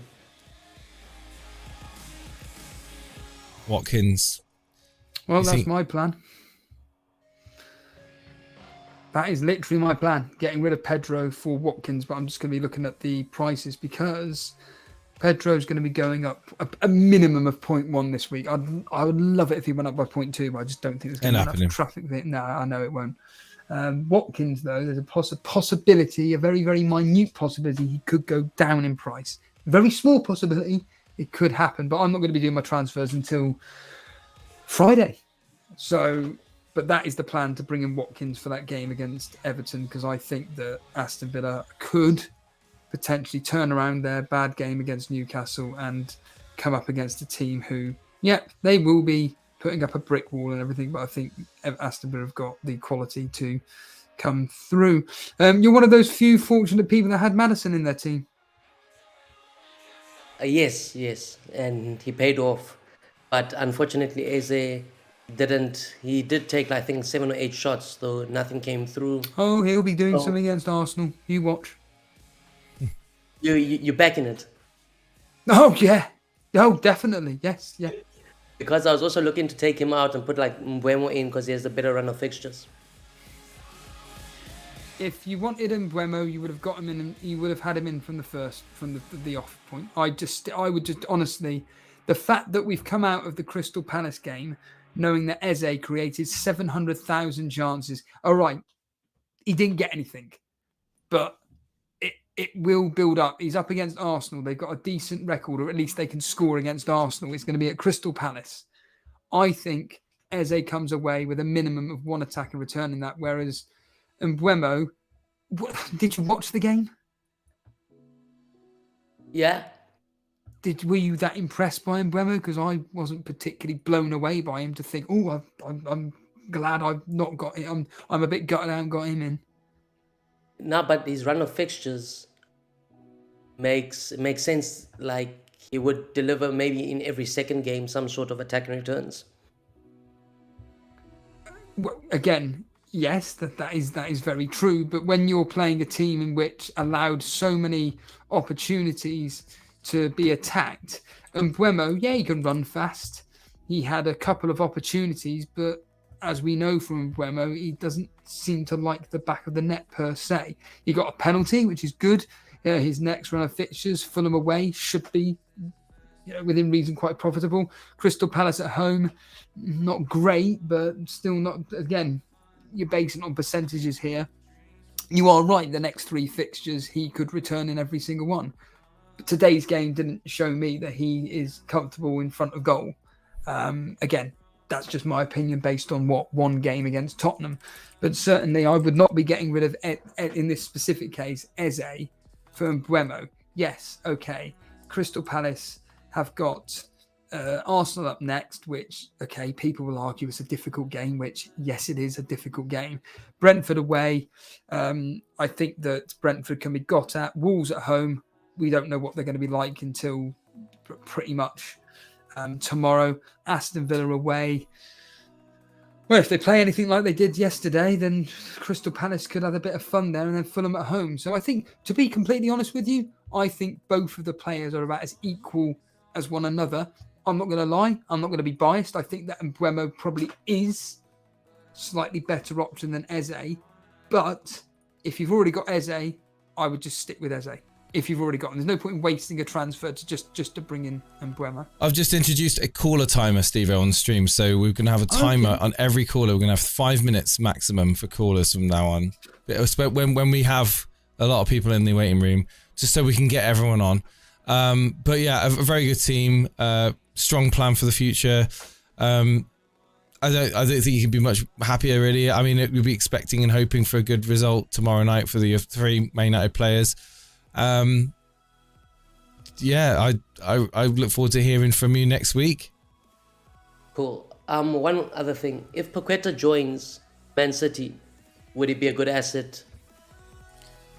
We won't know until he starts playing, basically. Until we know, we won't know until then. It's a simple answer. It's like, will Calvin Phillips be a good fit for Man City? Never played for him. Kovacic, will he be a good fit for Man City? He only played because Kevin De Bruyne went off, unfortunately, due to injury. That's it. So we don't know until he starts playing for them. Okay, well, that's it for me, guys. Let's get to the next guy. Thanks a lot. Thank you. Cheers, man. Thank you. How long has each caller got, Chase? 5 minutes max. Oh, right. Okay, cool. All right. I think the next one will be it's either Ricky or Ricky. Okay, Ricky. Time. Start the timer. Here we go. This is fair. This way it's fair, right? Timer's on, Ricky. How's it going, man? Me. Hello. Hello, Ricky. Can you hear us? Yeah, I can hear you loud and clear. All good, buddy. What do you want to talk to us about? Talk to us about. How's your weekend been? Yeah, well, I think I had a very good game week, and I just wanted to see what you thought about my team. I'm thinking about rolling it to next week, and just thought what you think, or is there any obvious changes you would introduce? Obvious The changes. short and sweet answer is no. No, the team is brilliant. You've got players that are performing very good for their teams. You've got like we're talking about Maddison. I think if you own Maddison, you keep him. If you don't have to jump straight on him right now, but it's very worthwhile having.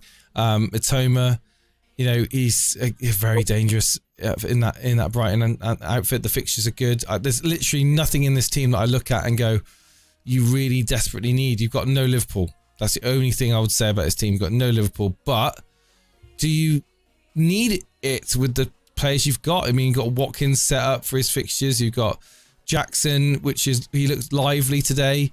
I think that for the price points around your team, you've got a very balanced team. You don't need to chop and change it too much, if at all. I would roll the transfer going into game week 2, 100%. Yeah, the only thing I wasn't mad about was Nicholas Jackson. I thought he was lively. I thought he should have scored. I know Alisson relatively quickly.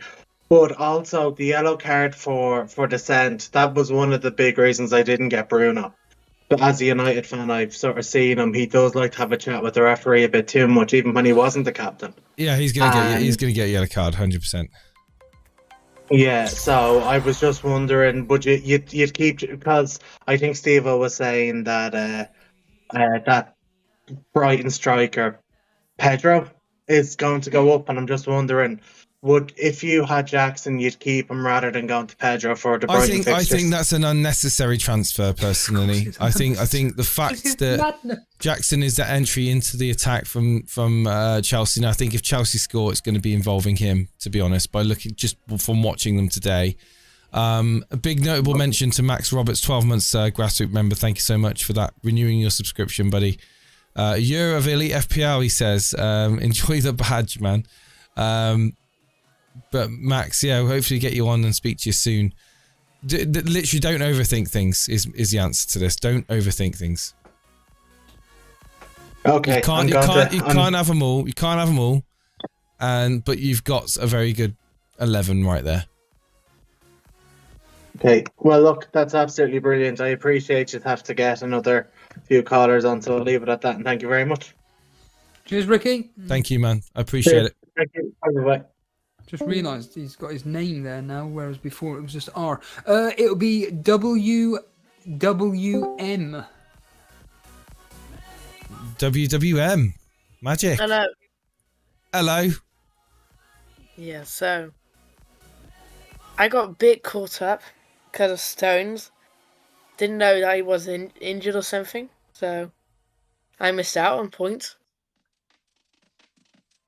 And I was thinking about switching him off. I wouldn't worry about Stones per se. He missed out because of illness.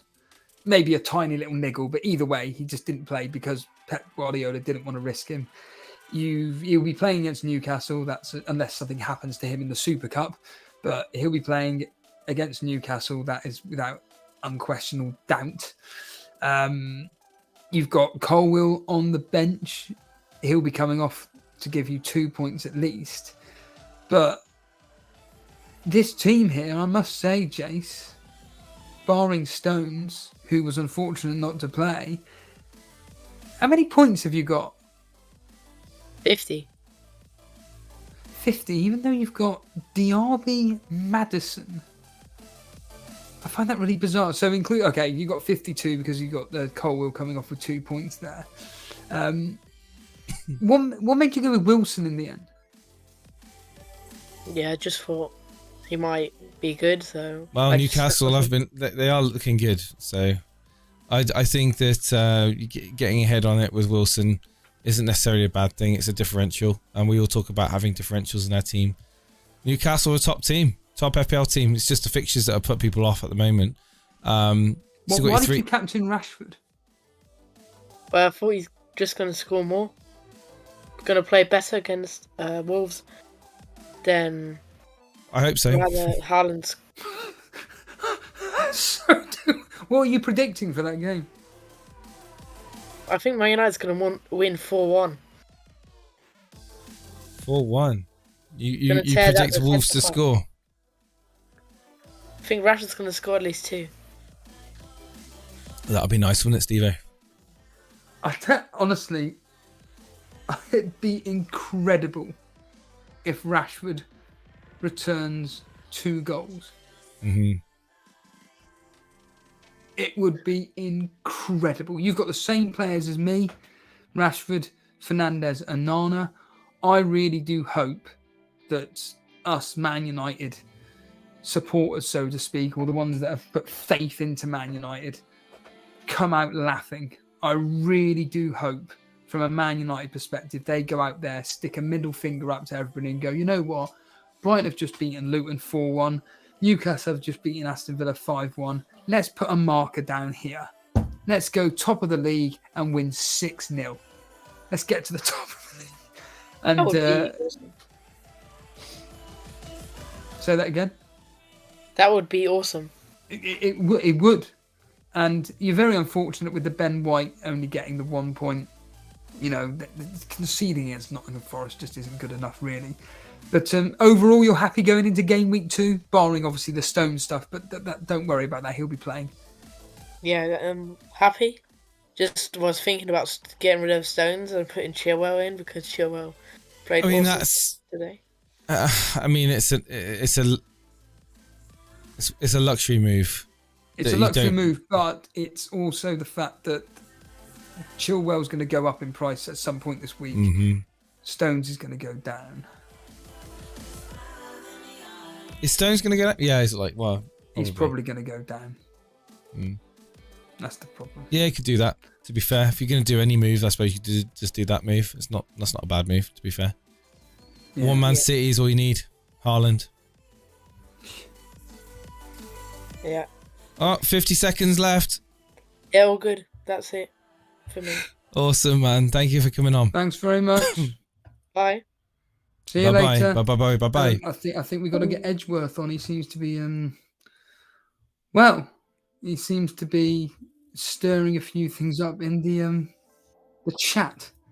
What's he saying? Very good school, Edgeworth. Stirring things up in the chat, is he? Edgeworth, what's going on, man? Not much. Yourself? Hang on, it's got to restart the timer. There we go. Okay. Well, just look at my FPL points and wondering what could have been.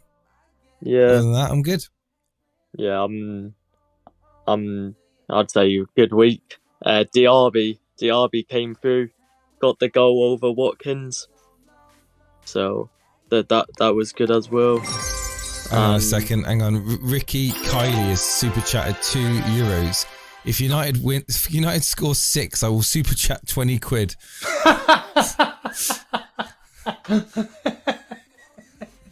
If United scores 6, I go down to Sainsbury's and get a 12-pack of Krispy Kreme donuts and shove them down my face. I'll get 24. Get them free. Oh my god!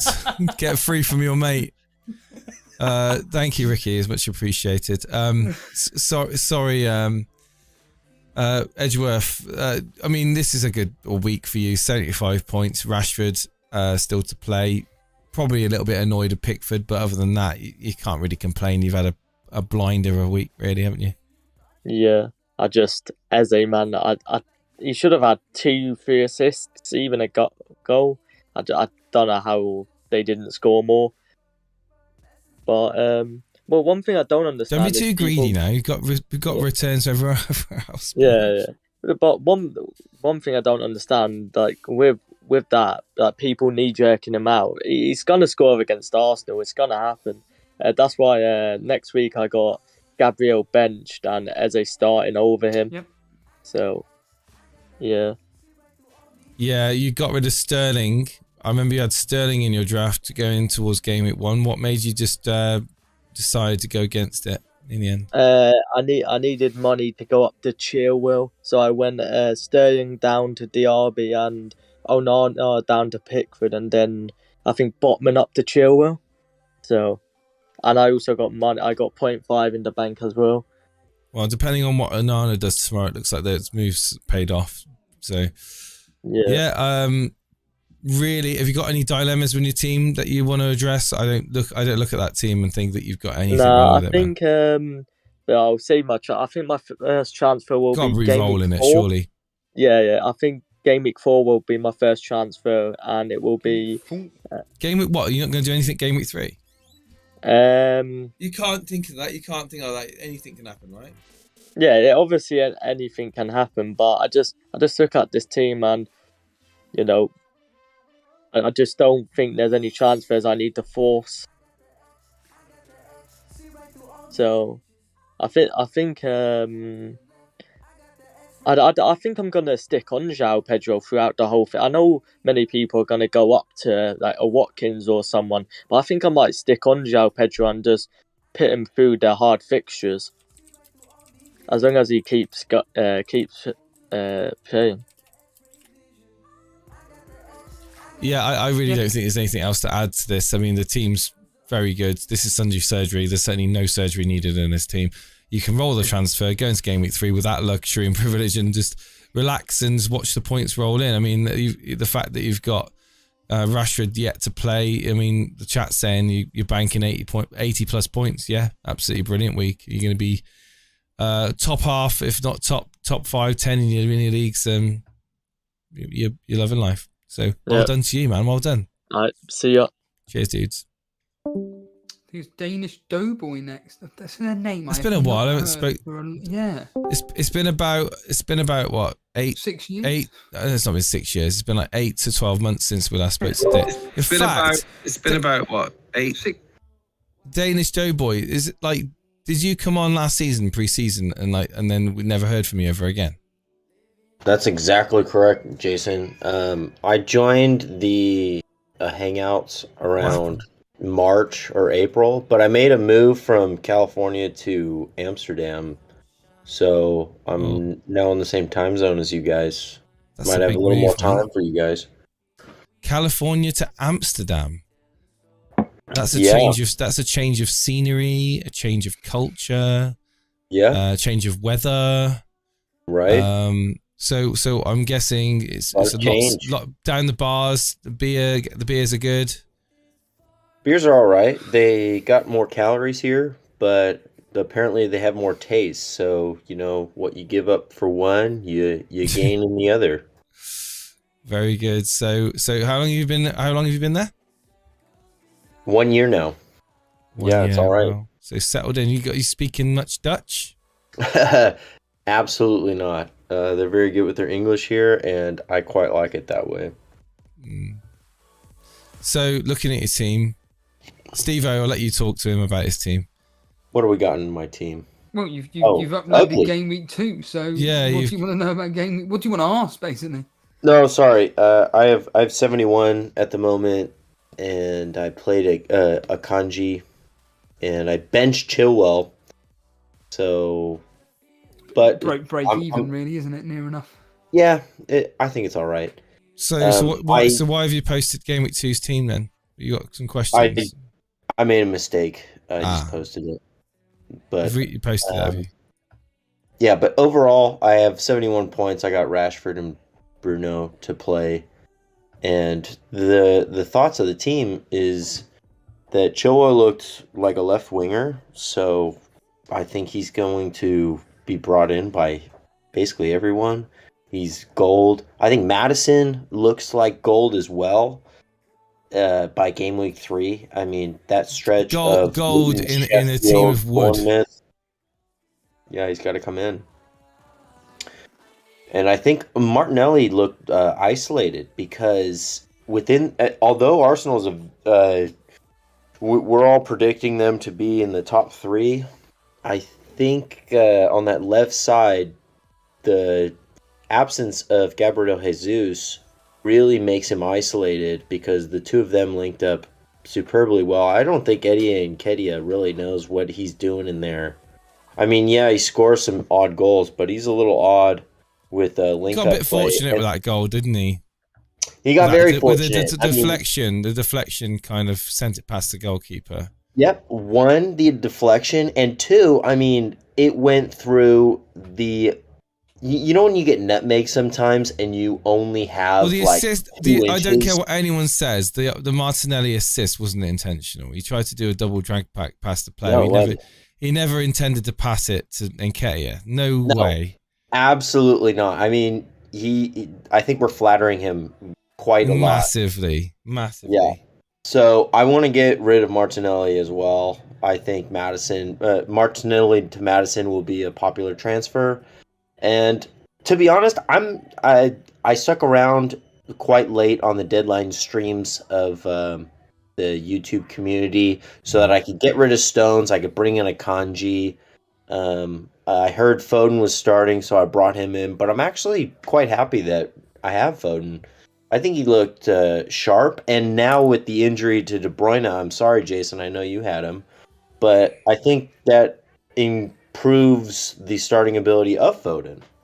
Yeah, I was very frustrated watching Foden, to be honest with you. He had a lot of touches around the outside of the box. The breakthroughs he did make into the box, I felt that his touch let him down a few times. Wasn't as composed as we've seen him in the past. But yeah, I mean, if you got him in, there's no need to necessarily remove him. But I don't know. I'm not. I went into game week 1 in the preseason saying I don't trust Man City. And I think the point's been proven that you can't trust Pep and Man City. It's a risk just having more than one Man City asset other than Haaland in your team. If you've got him, stick. If you make the Martinelli move if you want to do it. I don't trust Foden, put it that way. If I could sum it up in one sentence, I don't trust Foden or Man City. I completely agree, and to be honest, I think I was a bit jaded that it was Burnley on the first game week. So completely agree. I just saw points there. Yeah. And overall, I'd rather have Mbeumo. I'd rather have Madison. I'd rather have Eze, especially. And I'm even thinking of possibly making some moves so that my third forward can be Nicholas Jackson, because personally, I think Chelsea's fixtures not only are looking great, but he also looked pretty good. I don't know. I think he looked okay. I wouldn't say. He looked promising. Yes. Promising. I think we can agree. I think we can give him at least another week to prove himself at West Ham before we can. We are out of time, I'm afraid, on that one. But thanks for coming on, man. All right, boys. Cheers, dude. Cheers, dude. Next week, I think it's. I like this timer thing. I like the time. I'm not going to repeat the second part of this name. Let's bring on Garden. Garden. Garden Slug. Garden Slug. Garden.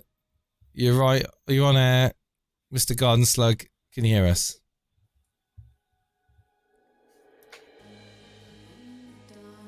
We'll find out now, won't we? Garden, are you there? I don't know if he's there, Steve-O. Right, well, we'll end on a celebrity then. Yeah, he's not there. Ray Qureshi, and he can talk about Arsenal. Okay, let's do it. Hello, Ray.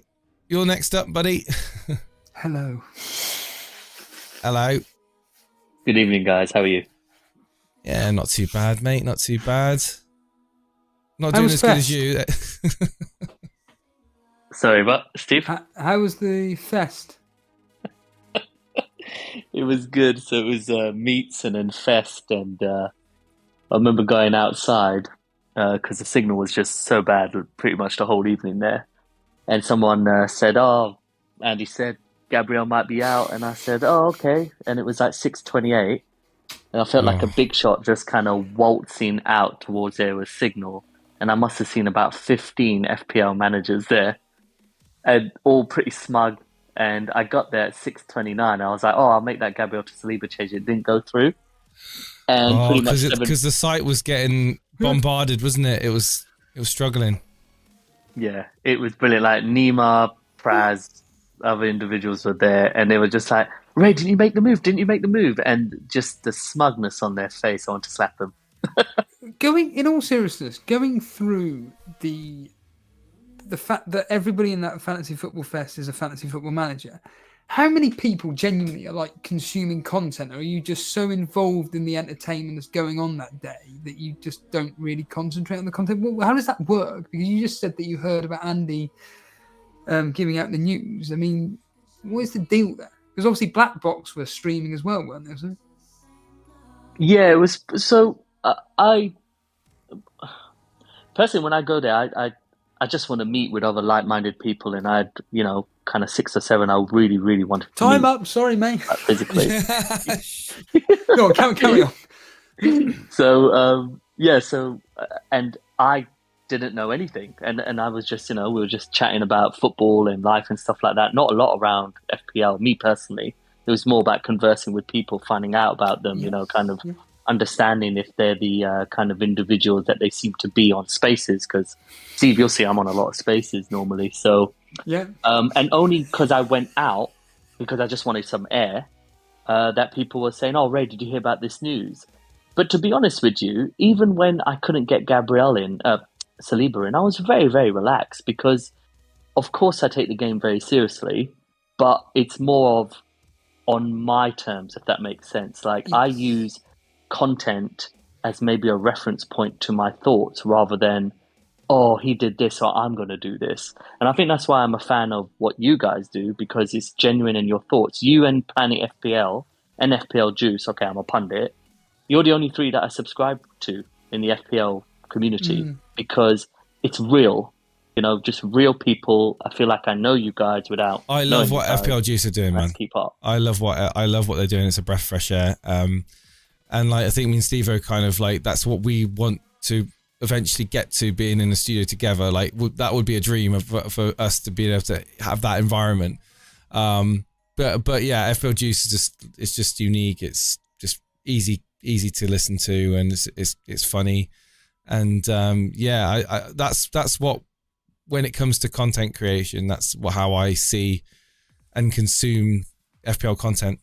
That's how I prefer to have it. Yeah. And I did, and whether you just to say, Ray, I don't know if you're aware or not, but I did a members only chat stream, but it is available publicly. It was just members chat. That was it. But I did actually go through, because all the members were kicking off yesterday about this exact subject. So without wanting to stop the conversation, I've talked to death about it this morning. Don't burn his clock down, Steve-O. You could give me another 2 minutes. So yeah, I would just advise, if you can be bothered to watch or listen into an hour video of the members kicking off about content. Steve, I saw it. I saw it already. Oh, okay. Yeah. Fair enough. Fine. I saw it already. But in all seriousness, we just had Danish Doughboy talking to us about Martinelli. Did you watch Arsenal, and what did you think of them? Because I just know the score and listened into Mark Goldbridge, and it was just like, well, they should have won 3 or 4-0, but it ended up with like a goal in it. Yeah, so I did a thread on it because my space, I muted myself like an idiot. So I just thought I'll write a space, and basically I think we tried to be a little bit too clever, because Nottingham Forest, we expected them to be in the low block. We kind of wanted to pretty much suffocate them with creativity. But when you do that, we kind of lost our identity. We had no overlapping runners for Saka and Martinelli, so they felt a bit isolated. And unfortunately, Martinelli, it's probably his first game in quite a few where he's not been the most advanced player. And basically what that did is he became very isolated, and he got a fortuitous assist that led to pretty much his only real opportunity to haul. Now, I wrote this bit that if he the alarm's gone off. Okay. So I can't finish my point. Yeah, let Ray finish his point. Finish your point. Sorry. Thanks, Jason. Thank you. So basically what happened is that if he plays a similar role against Palace, where we play this ridiculous 3-1-6 formation, then by game week 3, I'll take him out for Maddison, because I don't think he'll be as explosive as we're used to. We had Natasha saying on, I read a comment that she made on Triggerlips's video about the fact that, look, Arteta looked like he was trying to be too clever with his team selection / formation yesterday. Would you agree with that? Yeah, I concur, because he tried something he hasn't done during pre-season. Brilliant. And therefore, it was very much like, I'm going to trial this in a Premier League game where pretty much all Premier League teams have pretty good attacking prowess and can defend in low blocks. I think that's basically what he did. It's a very dangerous game to play because you're quite right. He overthought it, maybe at times what Pep did in his first season with Man City. And I think if you go to Old Faithful, where we are a very good team now, have your structure of 4-3-3. You can have one of them inverted, but make sure Saka and Martinelli are the inverted forwards. Yeah. Yesterday, they weren't inverted. They were wide wingers. And because they were doing that, it was very predictable what they were going to do. I love dribbling one-on-one, but it isn't a reliable thing you can keep going to for consistency. It was predictable, but the threats from Arsenal came from the flanks, didn't it? Like Odegaard was pretty much kept quiet for large spells in the game. He had to feed the ball out wide, and Arsenal, they just look. I have to say they look bloody good from the wide wings, and they're one of the few teams that are in the Premier League now that I think can effectively play out wide against teams that sit back and defend and penetrate very, very well. And I thought that Martinelli assist was a bit fortunate. Would you agree? Would you think that was it a pass or was it a skill gone wrong? I think if he wanted to do the 360 turn that way, the second part of the drag would have been under his foot so he can control it. But I think he did mean the heel, but I don't think he meant it with the precision of going straight to Nketiah. I think he was trying to... Hold on, Jason. I know what you're thinking. I think he didn't mean it for Nketiah. I think he just wanted to put it in an area because he wasn't going to get anywhere with it. I thought he was trying to get past the defender and run into the box after his skill. Like, I thought he was trying to skill it past the defender and get onto the end of his own skill, personally. But he did it with his heel, like you said, instead of under your foot. If you're doing the double drag back, then you'd tend to just keep it close to you, wouldn't you? But yeah, I don't know, man. I'm like, yeah, that was fortunate. It landed straight to Nketiah, and then again, Nketiah got the fortunate deflection, but the Saka goal was world class. Absolutely. Before you, and I understand the next person is, I did have a thought on Gabriel. If I could, gonna give you a yellow card here. Time wasting. Okay, no problem. No, go for it. You're wasting my time now. So basically, I do understand, of course, with Gabriel that it was his first game that he hasn't missed in like 73. Is that with Timber going off injured, I don't think he'll be ready. And also, I just hate the party inverted experiment. I never think it works. We've tried it a few times. It's never really worked. I do believe that Ben White, Saliba, Gabriel, and either Tomiyasu or Zinchenko will be the back four versus Crystal Palace. Yeah. I'm going to keep him. As an Arsenal fan, obviously, he will likely drop down 0.1. But if we roll the transfer, then we could possibly look into that mini wildcard that a lot of managers are going to do. I don't think we should knee-jerk get out Gabriel based on what happened during the weekend, because I do think, like you've both said, I think he tried to be a little bit too smart. And hopefully he'll go back to something that's a bit more tried and tested and reliable. Yeah. So I'm going to keep Gabriel, and I'd advise others too, if there's any value on that. Agreed. Right. Just in one word, Man United versus Wolves tomorrow. Score prediction. I'm going to go 2-0 Manchester United. That was 7 words. Thank you, Ray. Bye-bye, guys. What a legend. What a legend. Jace, I think, that is literally it. I think we can... Oh, no, we got someone else, and we got Quids. Okay, well, they've literally just come in. No, he's been there for a few minutes. Quids is in there. Quids, hello. Can you hear us, man? Are you there? Yeah. Are you here to... Yeah, I hear you. Okie dokie. How's it going, man? You right? Yeah, I'm not too bad. You had a good week? You had a good weekend? It's been okay. It's just usual. It's been okay. So you got 60 points. You here to talk about your FPL team. What do you love and what do you hate about it? I'm very stubborn, so I'll be sticking with Schlupp and Welbeck because I'm very stubborn. But I think Schlupp has a lot of value. He's only 5 mil. He's going to be playing like left wing because of Elise being injured. Mm-hmm. And I think Palace, they only got really 1 or 2 goals in them a game at max. And I feel like everyone's a bit overhyped on Eze for the price tag. Steve, you're a fan of Eze? Overhyped. He had a good run of form at the end of last season, but I think this team's completely different to the one they had last season. Like Elise is a big thing for them. I just don't think he's going to bring in the returns at a 6.5 you'd expect. Yesterday, if for argument's sake, one of the chances that he created went into the back of the net and he gets an assist, are you going to be saying the same thing? Yeah. Okay, and what is the reason behind that other than the fact that Elise...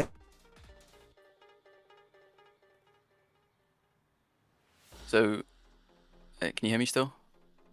Yeah, we can hear you. Sorry, you cut out when you were mid-sentence. Yeah, you cut out. You did cut out then, Steve. Just repeat what you were going to say. I think I understand what he was going to say, but yeah, I just feel like there's something off about Eze. Like I feel like his positioning is just a bit like it's not what you'd want him to be as an FPL asset. And where is that positioning that he's playing now, which is off-putting for you to choose him over Schlupp or whatever? I mean, I just think Schlupp's price tag's good for 5 mil, and to be honest, I was looking at my team and I'm thinking, what 5 mil, 5.5 can I get in? It was him between Schlupp and Andreas. His playing minutes is 5 million. I mean, just again, it's because you got Salah in your team. You're gonna have to compromise somewhere. You got a stacked defense. So he's your cheapie in midfield, isn't he? So whereas I looked at Garnacho, you've gone with Schlupp. So gonna get more minutes than Garnacho. But Crystal Palace really gonna score the amount of goals with Schlupp involved to make it worthwhile?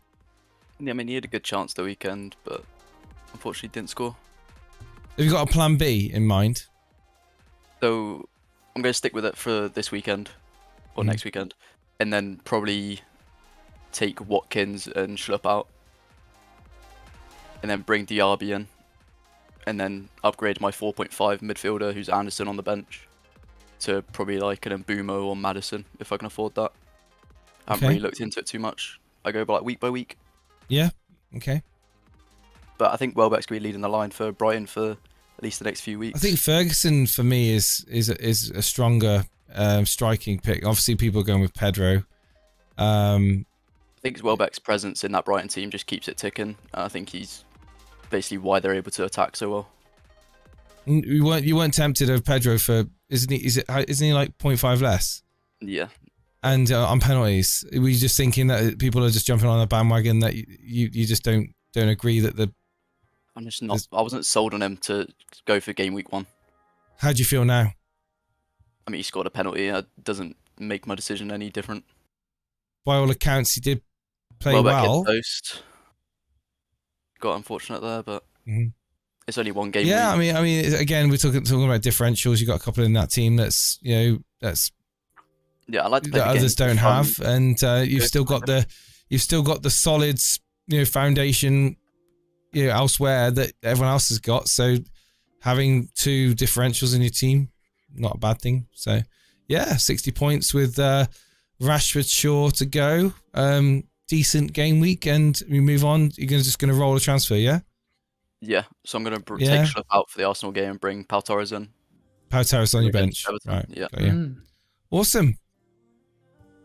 I've got no other thoughts on it. Just no, thank you, Quiz. No, I just want to say one more thing about Chilwell. Yeah, he's going to be the best FPL asset for the next 5 weeks. It looks like it, doesn't it? It does look like it. He looked unreal. He looks really up for it, and he's playing midfield, left wing, basically. If anyone has Trent, I'd take him out, save the 2.5 mil. Who's got Trent? Who can afford that? But yeah, if you do, I mean, it makes sense. Thank you so much, Quids, for coming on. Much appreciated. Come on again and speak to us. Cheers. And that's the alarm going off.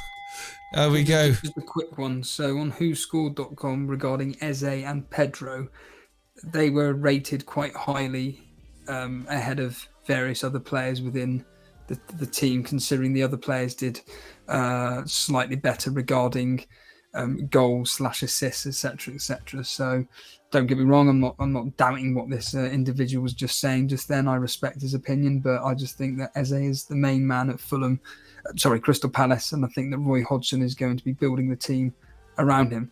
Can I be proven wrong? Absolutely, but I do think that the game against Arsenal could be the one where we may see Eze come out of his shell. But again, am I being biased? Potentially, but... Do you want to just remind people to hit that like button, Steve-O, while we got you on the camera? Yeah, if you have enjoyed the stream, why not hit the like button? If you enjoy the stuff that me and Jason do, you can subscribe if you want. We're trying to get to 7,500 followers. That'd be great on thing. But if you enjoy the content, of course, and come on, don't be shy. Hit that button, guys. If you want to become a member, you can support the show by becoming a member. Even though you've got a few hours before the deadline for Game Week 1 Members League. So it's up to you. Completely up to you. I think we'll leave it there, mate. We've been on for 2 hours and 25 minutes. And we've got through, I think we've gone through everything. We've gone through the Super Brew, we've gone through the mini leagues, we've gone through the dilemmas. And next week we've got a whole new game week to preview and do transfers for. So you think I've already made some transfers? It'll be interesting to see what happens. And I might reveal what I'm going to do. I might not. I don't know. It's all up in the air. Thank you so much for tuning in, everybody. Oh, God, I need to go to sleep. I'm tired. Good night, everybody. Good night. Cheers, Bruce. Bye, Steve-O. I'll be looking at it tomorrow. Thanks, baby.